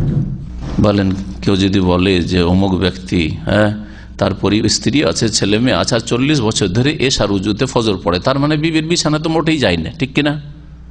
না বিছানায় যায়, সবকিছু হয়, তারপর উজু টুটে না? বলেন, বলতে হবে যে বিছানায় যায়, তারপর উজু নষ্ট হয় না? হাউজুবিল্লাহ, বিধাতীদের কথা এগুলো। এইরকমই যারা শাফি, তারা শাফিকে এরকম বাড়িয়েছে, হ্যাঁ, এইরকম করেছে। তো এই মুখাল্লিদ গোড়াগুলো জাল, কত যে জালিয়াত করেছে, পীরের মুরিদরা এরকম করেছে, কত যে কেরামতি গড়েছে পীরকে বড় করার জন্য আর বাড়াবার জন্য, আর পীরের মুরিদের সংখ্যা বাড়াবার জন্য। আমাদের পীর সাহেব গামছা বিছিয়ে নদী পার হইতেন, হ্যাঁ, আমাদের পীর সাহেব আকাশে নামাজ পড়তেন, আকাশ পথে নামাজ পড়তেন, দাঁড়িয়ে যাই নামাজ বিছিয়ে দেখে নামাজ পড়ছে, পুকুরে যাই নামাজ বিছিয়ে নামাজ পড়ছে। জি হ্যাঁ, তো এগুলো, অথচ নবী কি বলছেন, এজা মাতা ইবনে আদম, আদম সন্তান, তাহলে ফজলুল করিম আদম সন্তান নয়, মনে হয় জিবরাইল সন্তান, তাই না? আদম সন্তান মারা গেলে ইন কাতা আনহু আমালহু, তার আমল বন্ধ হয়ে যায়, নামাজ পড়া বন্ধ হয়ে বলছে নামাজ পড়ে। বুঝতে পেরেছেন? কি ভণ্ডামি, কি ব্যবসা, ধর্ম ব্যবসা। লোক বাড়ে, মুরিদ বাড়ে, তো মুরিদ বাড়ালে ইনকাম বাড়বে, মুরিদ না বাড়াতে পারলে ইনকাম বাড়বে না। আরে আমাদের ছাত্র বাড়াইলে তো একটা রিয়াল নিব না, দিচ্ছেন না, ঠিক না? তা আমাদের ছাত্র বাড়িয়ে তো আপনাদের শিক্ষা লাভ, কিন্তু ওদের বাড়াইতে পারলে নজর নিয়াজের রাস্তা খুলে যাবে, খালি হাতে তো কেউ আসবে না। ভিতরে গিয়ে দেখেন যে কত খিদকেরা নিয়ে আসে, খোঁজ খবর নিয়ে দেখেন, তাহলে বুঝবেন যে কি নিয়ে আসে। আহলে সুন্নাত ওয়াল জামাত মধ্যম পন্থা অবলম্বন করে, সরল পথের উপর প্রতিষ্ঠিত, না তাদের বাড়াবাড়ি রয়েছে, না ত্রুটি রয়েছে, না বিদ্বেষ রয়েছে। বিদ্বেষও নেই আবু হানিফার সাথে, শাফি, মালিক আহমদের সাথে কোনো বিদ্বেষও নেই, কোনো ত্রুটিও নেই। মান মর্যাদায় 4 জনকে একই নজরে বড় বড় ইমাম মনে করি এই উম্মতের, কিন্তু 4 জনের উপর একজনকে একবারে মাথায় না চাঁদে তুলে দিলাম, আর একজনকে আসফালা সাফেলি না, একেবারে জমিনের নিচে নামিয়ে দিলাম। গুমরাহি, এগুলো গুমরাহি। বলছেন যে ওয়ালা গুলওয়া ফি হাক্কি আহলিল বাইত ওয়া গায়রিহিম, না আহলে বাইত সম্পর্কে না অন্যদের সম্পর্কে কোন রকম অতিরঞ্জন বাড়াবাড়ি রয়েছে। কত অতিরঞ্জন রয়েছে। আব্দুল কাদের জিলানী মায়ের পেটেই 18 পারা কোরআন মুখস্থ, আর নবী 40 বছর হয়ে গেছে, জিবরাইল এসে বলছে ইকরা, বলছে আমি পড়তে জানি না। নবী যে সাইয়্যিদুল মুরসালিন, সবচেয়ে শ্রেষ্ঠ নবী মুহাম্মদ রাসূলুল্লাহ সাল্লাল্লাহু আলাইহি ওয়াসাল্লাম, 40 বছর বয়স হয়ে গেছে, জিবরাইল এসে বারবার করে বলছে ইকরা, না জানা নেই, বলছে না 3 বার করে ইকরা, বলছে পড়তে জানি না। আর এই মায়ের পেটে 18 পারা মুখস্থ করে বসে আছে। আল্লাহ কোরআনে বলছেন যে ওয়াল্লাহু আখরাজাকুম মিন বুতুনি উম্মাহাতিকুম লা তা'লামুনা শাই, হে মানব জাতির মধ্যে নবীও শামিল আর জিলানীও শামিল। নবী যখন শামিল তো জিলানীটা শামিল অবশ্যই, ঠিক না? জিলানি চাইতে অনেক বড় 4 ইমাম, আবু হানিফা, শাফি, মালিক অনেক বড় ইমাম, বুখারী, মুসলিম, আবু দাউদ, তারা অনেক বড় জিলানী, আব্দুল কাদের জিলানি চাইতে। আল্লাহ কি বলছেন, ওয়াল্লাহু আখরাজাকুম মিন বুতুনি উম্মাহাতিকুম, আল্লাহ তোমাদেরকে বের করে নিয়ে এসেছেন, পয়দা করেছেন তোমাদের মায়েদের পেট থেকে। সব নিজের মায়ের পেট থেকে বেরিয়ে এসছো। যখন মায়ের পেট থেকে তোমরা বেরিয়ে এসছো, লা তা'লামুনা শাইআন, কিছুই জানতে না, তোমরা কিছুই জানতে না, একটা আয়াতও জানতেন না, হ্যাঁ, আল্লাহ নামটাও জানতেন না, আকবর নামটাও জানতেন না, সুবহানাল্লাহও জানতেন না, কিছু জানতে লা তা'লামুনা শাইআ কোরআন বলছে। আর এরা কি বলছে, জিলানী 18 পারা জানতো, শুধু জানতো না, মুখস্থ ছিল। জি হ্যাঁ, তো এইরকম অতিরঞ্জন বাড়াবাড়ি যারা করে তারা আহলে সুন্নাত নয়, তারা সুন্নি নয়। অথচ ভারত, বাংলাদেশ, পাকিস্তানে সুন্নি কারা? যারা যত কবর মাজার পূজা করতে পারে, যারা যত জিলানি চিস্তির পূজা করতে পারে, আর যত এইসব কথা বয়ান করতে পারে, তারাই হচ্ছে সুন্নি, তারা সুন্নি। আর যদি এগুলোর বিরোধিতা করে, যেগুলো ঠিক নয়, তো বলছে যে এরা সুন্নি নয়, ওয়াহাবি। এবার বুঝলেন তাদের কাছে কোরআনে ওয়াহাবি, ইসলামের কথা বললে ওয়াহাবি হয়, আর শিরক বিদআত করতে পারলে কি হয়, সুন্নি হয়। এটা হলো ভারতীয় দেশি ধর্ম, ভারতীয় দেশি ধর্ম। বলছেন ওয়া আহলুল বাইত আল মুস্তাকিমুনা ইউনকিরুনা আল গুলওয়া ফিহিম, আচ্ছা যারা নবী পরিবার, তারা কি এই অতিরঞ্জন বাড়াবাড়ি পছন্দ করবে? কখনো পছন্দ করবে না, পছন্দ করেনি, বরং শাস্তি দিয়েছে। উল্লেখ করেছেন লেখক, আহলে বাইত যারা নবী পরিবার, আল মুস্তাকিমুন, আর যারা সরল পথের অনুসারী, যারা দিনের উপর অটল, ইউনকিরুনা আল গুলওয়া ফিহিম, তাদের সম্পর্কে অতিরঞ্জন বাড়াবাড়িকে অস্বীকার করেন। ওয়াতাবাররাউনা মিনাল গুলাত, আর যারা অতিরঞ্জনকারী তাদের থেকে সম্পর্ক ছেদ করেন তারা।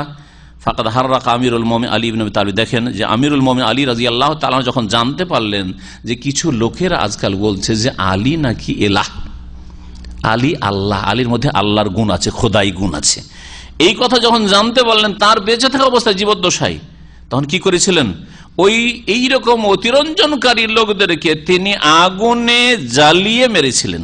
আল গোলাত আল্লাযিনা গালাউ ফিহি, তার সম্পর্কে যারা গুলু বাড়াবাড়ি করেছিল তাদেরকে কি দিয়ে, আগুন দিয়ে জ্বালিয়েছিলেন। ইবনে আব্বাস রাদিয়াল্লাহু তাআলা আনহুমা, আব্দুল্লাহ বিন আব্বাস প্রখ্যাত মুফাসসির সাহাবী, তিনি যখন জানতে পারলেন যে আলী রাদিয়াল্লাহু তাআলা কুফাতে, যেহেতু রাজধানী তার কুফাতে ছিল, আর আব্দুল্লাহ বিন আব্বাস মক্কায় থাকতেন, তায়েফে থাকতেন, শুনতে পেলেন যে আলী রাদিয়াল্লাহু তাআলা আনহু তার সম্পর্কে যারা অতিরঞ্জন বাড়াবাড়ি করে বলতো যে আলী এলাহ হয়েছে, ইবনে সাবা ইহুদির চক্রান্ত, বলছে আলী যেমন তেমন লোক না, তার মধ্যে খোদাই শক্তি আছে, অলুহিয়াত আছে, সে দিতে পারে, সে পৃথিবীকে ধরে থাকে। এই যে গোস কুতুবের আকীদা ওখান থেকে এসছে, ইবনে সাবা ইহুদির ধর্ম এটা, হ্যাঁ, তার ষড়যন্ত্র ইসলামকে ধ্বংস করার। যখন শুনতে পেলেন ইবনে আব্বাস যে আলী রাদিয়াল্লাহু তাআলাকে পানিশমেন্ট হিসাবে কি করেছেন, জ্বালিয়ে মেরেছেন, পুড়িয়ে মেরেছেন, তখন তিনি বললেন যে মারাটা ঠিক হয়েছে, তবে জ্বালানোটা ঠিক হয়নি। হাদিস ওনার জানা ছিল যে জ্বালাইতে হয় না, তবে এইরকম মুশরিক মুরতাদদেরকে হত্যা করা এটা হচ্ছে ইসলাম। তাই বলছেন ওয়াকাররাহু ইবনে আব্বাস রাদিয়াল্লাহু আনহু ফি আলা কাতলিহিম, এবং আলী রাদিয়াল্লাহু তাআলা আনহুর সমর্থন করেছিলেন আব্দুল্লাহ ইবনে আব্বাস রাদিয়াল্লাহু তাআলা আনহুমা ফি আলা কাতলিহিম, তাদের হত্যা করার ক্ষেত্রে, যে হত্যা করা ঠিক আছে, লাকিন ইয়ারা, তবে তার মত ছিল কাতলাহুম বিসাইফে, তরবারি দিয়ে হত্যা করা, বাদালাম মিনাত তাহরিক, বাদালাম মিনাত তাহরিক মানে না জ্বালিয়ে, না জ্বালিয়ে, না জ্বালিয়ে কি করা, হত্যা করতে হইতো এদেরকে ওই তরবারি দিয়ে। ওয়াতালাব আলী রাদিয়াল্লাহু আনহু মা আব্দুল্লাহ বিন সাবা, আব্দুল্লাহ বিন যখন জানতে পারলে এটা আসলো কোত্থেকে, আরে আমাকে এলাহ বলতে লাগলো যে আমি আল্লাহ, আমার মধ্যে উলুহিয়াত আছে, আমি পৃথিবী ধারণ করতে পারি, আমার মধ্যে এই ক্ষমতা সেই ক্ষমতা, এগুলো আসলো কোত্থেকে। খোঁজ নিয়ে জানতে পারলে যে ইবনে সাবা ইহুদি ইয়ামান থেকে বেরিয়েছে, আর ও সমাজে সমাজে ঢুকছে আর বলছে যে নবী পরিবার এই সেই, আর আলীর মধ্যে উলুহিয়াত আছে, খোদা ইত্যাদি। যখন এইসব বয়ান করে বেড়াচ্ছে শুনতে পারলেন, তখন তল্লাশিতে পারে ধরে নিয়ে এসো ইবনে সাবা ইহুদিকে, ইহুদির বাচ্চাকে। ইহুদি মুনাফিক মুসলমান হয়েছে শুধু ইসলামের ক্ষতি করার জন্য, ইসলামকে বিকৃত করার জন্য। যেমন খ্রিস্টানদের ধর্মকে বিকৃত করেছে এক ব্যক্তি, ঠিক তেমনি এই ইবনে সাবা এই মুনাফিক দেখলো যে বাইরে থেকে আর ইসলামকে শেষ করা যাবে না, ভিতরে ঢুকে ইসলামকে ধ্বংস করতে হবে, এদের আকীদাকে ধ্বংস করে দিতে হবে, এদেরকে মুশরিক বানিয়ে দিতে হবে। আব্দুল্লাহ বিন সাবার তল্লাশিতে পাঠালেন, ও তালাব আলী রাদিয়াল্লাহু, আলী রাদিয়াল্লাহু তলাশ করলেন আব্দুল্লাহ বিন সাবাকে, রাস আল গোলাত, যে ছিল সীমালঙ্ঘনকারী অতিরঞ্জনকারীদের নেতা, লিয়াকতুলাহু, তাকে হত্যা করার জন্য। লাকিন্নাহু হারাবা ওয়াখতাফা, তবে সে পালিয়ে গিয়ে কোথাও আত্মগোপন করেছিল, খুঁজে পাওয়া যায়নি। যদি খুঁজে পাওয়া যেত আর তাকে পাওয়া সেই সময় ধরতে পারতেন, তাহলে তিনি তাকেও হত্যা করতেন। এই ছিল আহলে বাইত সম্পর্কে আহলে সুন্নাত ওয়াল জামাতের মধ্যম পন্থা। তারা অতিরঞ্জন বাড়াবাড়িও করে না, আর তারা কারো মানহানিও করে না। আর এই পথই হচ্ছে সাহাবায়ে কেরামদের পথ, যে পথের উপর রাসূলুল্লাহ সাল্লাল্লাহু আলাইহি ওয়াসাল্লাম তাদেরকে ছেড়ে গেছেন। আল্লাহ পাক সেই পথের উপর আমাদের অটল থাকার জন্য তৌফিক দান করেন, এবং রাসূলুল্লাহ সাল্লাল্লাহু আলাইহি ওয়াসাল্লামের পরিবারে যারা সৎকর্মশীল তাদের অনুসরণের জন্য তৌফিক দান করেন। সাল্লাল্লাহু আলাইহি ওয়া মুহাম্মদ ওয়া আলা আলিহি ওয়া সাহবিহি আজমাইন। এগুলোর ইসলামে কোনো স্থান নেই। আরে নবী সাল্লাল্লাহু আলাইহি ওয়াসাল্লাম উটের তলার কিছু দেখতে পান না, উটের তলায় হাড় পড়ে আছে, স্ত্রীরা পেরেশান করে দিলেন। হ্যাঁ, হাজারের বেশি সাহাবায়ে কেরাম তলাশ করো, ধার করা হার ছিল, মালাটা কোনো বান্ধবীর কাছ থেকে ধার করে আয়েশা রাদিয়াল্লাহু তাআলা নিয়ে গেছিলেন। আর জিহাদের সফরে গিয়েছিলেন, হার হারিয়ে গেছে। কোথায় হারিয়েছে? যেমন উট থেকে নেমেছেন, হারটা পড়ে গেছে, আর উট বসে গেছে, উটের পেটের তলে হার পড়ে আছে, খুঁজে পান না, আর আরশ কুরসি খুঁজে চলে এলো। হ্যাঁ, এইসব ভণ্ডরা, বুঝতে পারছেন। অথচ রাসূলুল্লাহ সাল্লাল্লাহু আলাইহি ওয়াসাল্লাম ওহী না আসলে নবীকে খবর নেই, বুঝা গেছে। জি, স্ত্রী থেকে গেল, মনে করছে যে উঠে গেছে ওই হাওদার মধ্যে, হয়তো উঠিয়ে দেওয়া হয়েছে। কেউ স্ত্রীকে ছেড়ে আসবে? নবী সাল্লাল্লাহু আলাইহি ওয়াসাল্লাম যদি আলেমুল গায়বী হলেন, আর যদি কাশফি থাকলো, তো তখন কাশফগুলো গেল কোথায়? না, সব কাশফগুলো সব ভারত চলে গেছে, সব ভারত আর বাংলাদেশ চলে গেছে কাশফগুলো। এশার ফরজের আগে এমনি সুন্নত নেই, তবে তাহিয়াতুল মসজিদ আছে, তাহিয়াতুল ওযু আছে। মসজিদে গেলে তাহিয়াতুল মসজিদের সুন্নাত, আর যদি উযু করে থাকেন তো উযুর তাহিয়াতুল ওযুর নিয়তও পড়তে পারেন।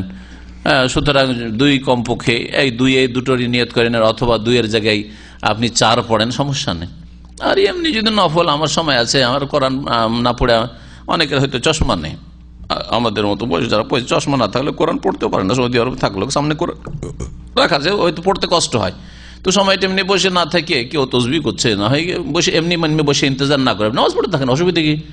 10 রাকাতও যদি পড়েন কোনো অসুবিধা নেই। নফল মানে কি, যত পড়বেন নাকি, না পড়লে কোনো নাকি নেই। যেদিন টাইম পেয়ে নিলাম 10 রাকাত পড়ে নিলাম, আর যেদিন টাইম পেলাম না 2 রাকাতই পড়লাম, না পেলাম সরাসরি গিয়ে জামাতে লাগলাম, বুঝা গেছে। কিন্তু নফলের আবার পরিমাণ নির্ধারণ করা যে এর সাথে 17 রাকাত নামাজ, এগুলো হচ্ছে বিদাতীদের তরিকা, এগুলো তরিকা ইসলামে নেই। অতটা বলতে হবে যতটা আল্লাহ এবং তার রাসূল বলেছেন। 4 রাকাত ফরজ নামাজ আল্লাহ বলেছেন, হ্যাঁ, আর 2 রাকাত সুন্নাতে রাতে, আর 1 রাকাত বেতর অথবা 3 রাকাত বেতর, তো 7 রাকাত বা 9 রাকাত, তো 7-এর জায়গায় 17 করবেন আবার পরিমাণ, এগুলো হচ্ছে ভুল তরিকা, এগুলো ভুল। মানুষকে ছেড়ে দেন, বললেন যে 7 পড়ার পরে যত পারো পড়ো, কমপক্ষে 7 পড়তে হবে, আর এর আগে পরে যত পারবে পড়তে থাকো, অসুবিধা কি? কোনো মানা নেই। সারা রাত নামাজ পড়তে থাকেন, কাজ কাম নেই, আপনি বলছেন আল্লাহর ইবাদত করবো আমি, মেলা উদ্দেশ্যে নামাজ পড়তে পারেন আপনি, বালা মুসিবত আছে, নামাজ পড়ে আল্লাহর কাছে সাহায্য চাইবো, কোনো অসুবিধা নেই। নফল পড়তে কোনো অসুবিধা নেই, কিন্তু নফলকে আবার কি করা, নাম দিয়ে দাও, আর নফলকে পরিমাণ, তার পরিমাণ নির্ধারণ করা যে এতটা নফল পড়তে হবে এই সময়, না, এগুলো ভুল, এগুলো ভুল। কারণ বৈশা ফরজ নামাজ বৈশা হবে না যদি দাঁড়িয়ে পড়তে পারে, আর সুন্নত নফল নামাজ বৈশা পড়লেও হবে, কিন্তু অর্ধেক নেকি পাবে। তো নেকির ওপর কত অনীহা, হ্যাঁ, যে 1000 নেকি সাপোজ মনে করেন, 500 দরকার, আর বেশি দরকার নেই। কিন্তু এখন যদি আপনাদেরকে বললে যে 2টো জায়গায় চাকরি আছে না, পার্ট টাইম আছে, এখন পার্ট টাইমে ডাকছে, এক জায়গায় 100 রিয়াল, আরেক জায়গায় 50 রিয়াল, এমন কোন পাগল আছে? বলছে আমার 100 রিয়াল দরকার নেই, 50 হলে মেলা, 50টায় যাই। আছে কেউ? পয়সার ক্ষেত্রে কেউ পাগল নাই, কিন্তু নেকির ক্ষেত্রে সব পাগলের দল বৈশা বৈশা নামাজ পড়ে, বুঝতে পেরেছেন? সব পাগলের দল এগুলো। আর বিদাত যারা করে তারা পাগলই হয়, হুঁশ দিশা থাকে না। শিরক বিদাত করলে মানুষ পাগল হয়ে যায় আসলে, কারণ ব্লাইন্ড, তো ব্লাইন্ড মানে তো অন্ধ, মানে তো পাগল, কিছু বুঝে না, ওর অন্তর অন্ধ নয়, চোখ অন্ধ। বাকি কোরআন এবং হাদিস দিয়ে যারা চলবে তারা এরকম কাজ করবে না। নেকি করতে আগরেই তো আমি 2 রাকাতও পড়লাম, 2 রাকাতে যদি 100 নেকি হয়, তো 2 রাকাত পড়ে আবার 50 কেন নেকি নেবো আমি? 2 রাকাতও পড়লাম, আর বসে বসে পড়ে আমি 50 নেকি কেন নেবো? পুরাই নেকি নেবো আমি, দাঁড়িয়ে আলহামদুলিল্লাহ পড়তে পারবো। এই বসে নামাজ পড়ার কোন দলিল নেই। বসে নামাজ পড়া একমাত্র আছে, নবী সাল্লাল্লাহু আলাইহি ওয়াসাল্লাম লম্বা তাহাজ্জুদ পড়ার পরে ক্লান্ত হয়ে যেতেন, সেই জন্য বেতরের পরে 2 রাকাত বসে পড়তেন। হ্যাঁ, ওই রকম লোক যদি ভোর রাত্রে, হ্যাঁ, তাহাজ্জুদের শেষে, বেতরের শেষে ক্লান্ত হয়ে গেছে, লম্বা তাহাজ্জুদ পড়েছে, তাই ক্লান্ত হয়ে গেছে, তাই বসে 2 রাকাত পড়ছে, তাহলে ঠিক আছে। কিন্তু এশার পরে কোনো সাহাবীও পড়েননি এরকম। এশার পরে মসজিদে বেতরটা পড়ে আবার বসে বসে নফল পড়ছেন, কোনো সাহাবী পড়েননি। দেন কেউ প্রমাণের? কোথাও নেই প্রমাণের। একমাত্র তাহাজ্জুদ গুজার লোকের জন্য এটা বসে বসে পড়া, তাও যদি পড়তে হয়। তারপরে এটা যে এমন সুন্নাত যে বসেই পড়তে হবে জরুরি না। নবী সাল্লাল্লাহু আলাইহি ওয়াসাল্লাম 2 রাকাত পড়েছেন, আর তার সুন্নাত তো, তার তাহাজ্জুদ তো আর যেমন তেমন হইতো না, রাতের অর্ধেক, 2/3 অংশ, অথবা কমপক্ষে 1/3 অংশ। তাহলে কমপক্ষে 3 ঘন্টা। 3 ঘন্টা বলেন যে কে তাহাজ্জুদ পড়িতে পারবেন? আধা ঘন্টা পড়লে, আজকালকার যেমন আধা ঘন্টা তাহাজ্জুদ পড়লে বলবো যে মাশাআল্লাহ, কামিয়াব, কামিয়াব যে আপনার জীবনে আপনি আধা ঘন্টা রাত্রে সময় দিতে পারছেন আপনি আল্লাহর সাথে, বুঝতে পেরেছেন? 1 ঘন্টা যদি তাহাজ্জুদ পড়েন তো বলবো যে হ্যাঁ ঠিক আছে, আপনার জন্য ক্লান্ত হয়ে পড়েছেন, যান বসে বসে আপনি পড়েন, ওই বেতরের পরে 2 রাকাত পড়েন, কারণ 1 ঘন্টা তাহাজ্জুদ পড়েছেন, পড়েন আপনি আধা ঘন্টা তাহাজ্জুদ, আর তারপর বেতরের পরে বসে বসে সুন্নত পড়েন। তারপরও নাজায়েজ বলবো না যদি তাহাজ্জুদ গুজার হয় তাহলে। কিন্তু এশা পরে বসে বসে মসজিদে খোঁড়ার মতো এই পড়া, এটা বিদআত অবশ্য। এটা কোন সুন্নাত দ্বারা, সাহাবায়ে কেরামদের আমল দ্বারা প্রমাণিত নয়। ইবনুল কাইয়িম রাহমাতুল্লাহ আলাইহি কিতাবুর রূহ, ভালো প্রশ্ন করেছে। কিতাবুর রূহ কিতাবটি ইবনুল কাইয়িম রাহমাতুল্লাহ তার জীবনের প্রথম যুগে লিখেছিলেন, আর যার ফলে তাতে অনেক ভুল কথা আছে, ভুল কথা আছে, যে ভুল কথাগুলি থেকে গেছে। বিদআতপন্থীরা ওইসব কিচ্ছা কাহিনী পেশ করে, ইবনুল কাইয়িম বলেছেন। আর ইবনুল কাইয়িম, আমি ইবনুল কাইয়িমের কথা বাদ দেন, আমার যদি 1982-তে দাওরা ফারিক হয়েছে, 1982, 83, 84, 85, 86 পর্যন্ত, 85-86 পর্যন্ত, এই পর্যন্ত 5 ওয়াক্ত মোনাজাত করেছি।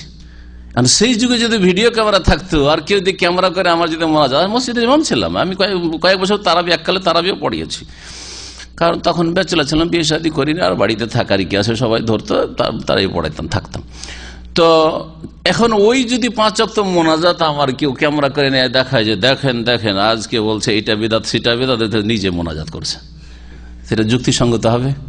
তখন আমি এই ক্ষেত্রে অজ্ঞতায় ছিলাম, জেহালতে ছিলাম। এখন আমি জানছি, জানার পরে আমার ফিরে যাওয়া ফরজ, না হলে জাহান্নামে যেতে হবে। তখন জানতাম না, আল্লাহ মাফ করবেন, যেটা বিদাত। এখন জেনেছি, ঠিক কিনা? তো ইবনুল কাইয়িম ওই রকমই প্রথম দিকে লিখেছিলেন, যখন ইবনে তাইমিয়া রাহমাতুল্লাহ আলাইহির ওই রকমের ছাত্র হননি, তার সংসর্গে আসেননি, অনেক কিছু তার উপর স্পষ্ট ছিল না। শিখার শেষ আছে, শিখার শেষ নেই। আরো বলছি আপনাকে, এই হাত তুলে একা একাই তার মোনাজাত ছাড়লাম, সম্মিলিত মোনাজাত, একসাথে নামাজের পর মোনাজাত ছাড়লাম, কিন্তু হাত তুলে একা একা দোয়া করে হাত ফিরাইতাম। আমি নিজে হাত ফিরাইতাম। আবু দাউদের হাদিসও আছে, হাত ফেরাতাম। ওই হাদিসের উপর আমল করে হাত ফিরাতাম। জানতাম না যে হাদিসটা জয়ীফ। এটা কোন সালে যে ছাড়লাম এটা মনে নেই, কিন্তু খুব পরে, অনেক পরে ছেড়েছি। আমার মনে হয় মদিনা এসে ওইসবও করেছি, হাত ফিরিয়েছি। মদিনা এসেও হাত ফিরিয়েছি, অথচ জামে সালাফিয়ে পড়েছি, মুখে হাত ফিরিয়েছি।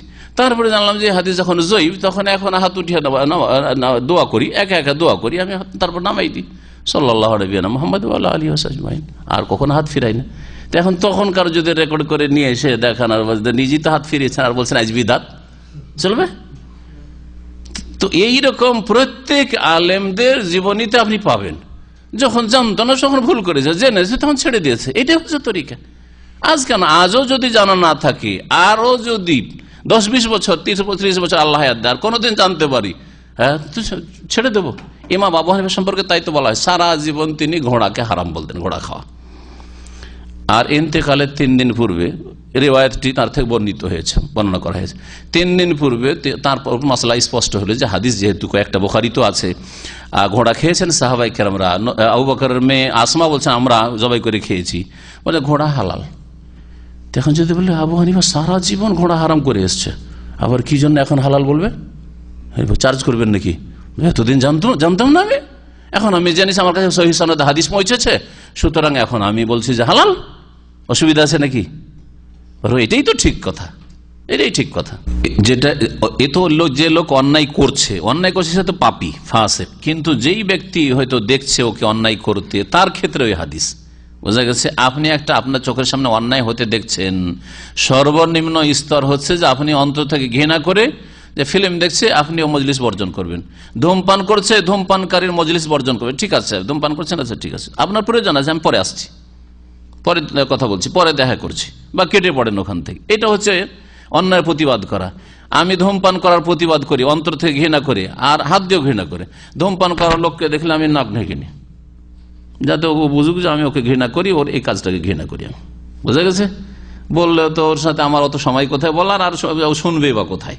সুতরাং কমপক্ষে আমি নাক ঢাকলাম, এতে বুঝিয়ে দিলাম যে আমি তোমার এই কাজ পছন্দ করি না।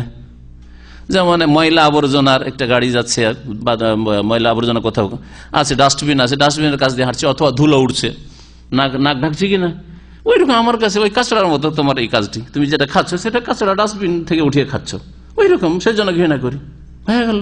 এটা প্রতিবাদ আমি মনে করি, বুঝতে পারছেন? পাপ করছে, তাস খেলছে, ওখানে ওদেরকে সালাম দেবো না, এইটা হলো অন্তর থেকে ঘৃণা করা। সালাম পাওয়ার যোগ্য না তোমরা। তো এইভাবে অন্তর থেকে ঘৃণা করবে। আর যদি কথা দিয়ে উপদেশ দেওয়া সম্ভব হয়, তাহলে কথা দিয়ে উপদেশ দিতে হবে, শুধু অন্তর থেকে ঘৃণা করা যথেষ্ট না। আর বল প্রয়োগ করার বিষয়টি নিজের অধীনস্থদের ওপর চলবে, অন্যর ক্ষেত্রে চলবে না। এটা সরকার করবে গোটা দেশের ওপর, আর জনসাধারণ করবে নিজের আন্ডারে যেই লোকগুলি আছে তাদের ওপর। আমি আমার বাড়িতে বল প্রয়োগ করবো, আপনি আপনার বাড়িতে বল প্রয়োগ, আপনার বাড়িতে আমার বল প্রয়োগ করার কোনো অধিকার নেই, যেহেতু আমি আপনার ওস্তাদ হই, কিন্তু আপনার বাড়িতে আমার চলবে না, বুঝা গেছে? তো এটা হচ্ছে বল প্রয়োগ করা। হ্যাঁ, যদি আপনি কোনো প্রতিষ্ঠান মালিক, ইসলামিক সেন্টার আপনি ডাইরেক্টর, আর বেনামাজিকে আপনি এখানে চাকরি দিয়ে রেখেছেন, জবাব দিতে হবে আল্লাহর কাছে। আপনি একটা কোম্পানিতে ধরেন বস, ম্যানেজার, আর আপনার ওয়ার্কারগুলো নামাজ পড়ছে না, তাহলে অবশ্যই জবাব দিতে হবে ম্যানেজারকে, কফিলকে, মালিককে। এই ক্ষেত্রে বল প্রয়োগ করা উচিত তাদের। তো এইভাবে প্রত্যেকের অধীনস্থদের ক্ষেত্রে বল প্রয়োগের বিষয়টি। আর সরকারের অধীনে গোটা দেশ যেহেতু, এই জন্য সরকার যে কোনো পাপীর ওপর বল প্রয়োগ করবে, বল প্রয়োগ করে নামাজ পড়াবে, বল প্রয়োগ করে মদ বন্ধ করে, বল প্রয়োগ করে কবর মাজার পূজা বন্ধ করবে, এগুলো সব সরকারের ফরজ। কিন্তু আমি বল প্রয়োগ করে মাজার পূজা বন্ধ করব, এটা আমার জন্য জায়েজ নাই, কারণ আমার অধীনে নয় এই মাজারগুলি, বুঝা গেছে? এজন্য মাজারকে ভেঙে ফেলা অথবা মাজারকে উড়িয়ে দেওয়া এগুলো হারাম কাজ, এগুলো আমার কাজ না, এগুলো মুফতির কাজ না, আর এগুলো যুবক পোলাপানদের কাজ, এগুলো সরকারের কাজ। সাল্লাল্লাহু আলাইহি ওয়া সাল্লাম মুহাম্মদ ওয়া আলা আলিহি ওয়া সাহবিহি আজমাইন। সুবহানাকাল্লাহুম্মা ওয়া বিহামদিকা আশহাদু আল্লা ইলাহা ইল্লা আনতা আস্তাগফিরুকা ওয়া আতুবু ইলাইক।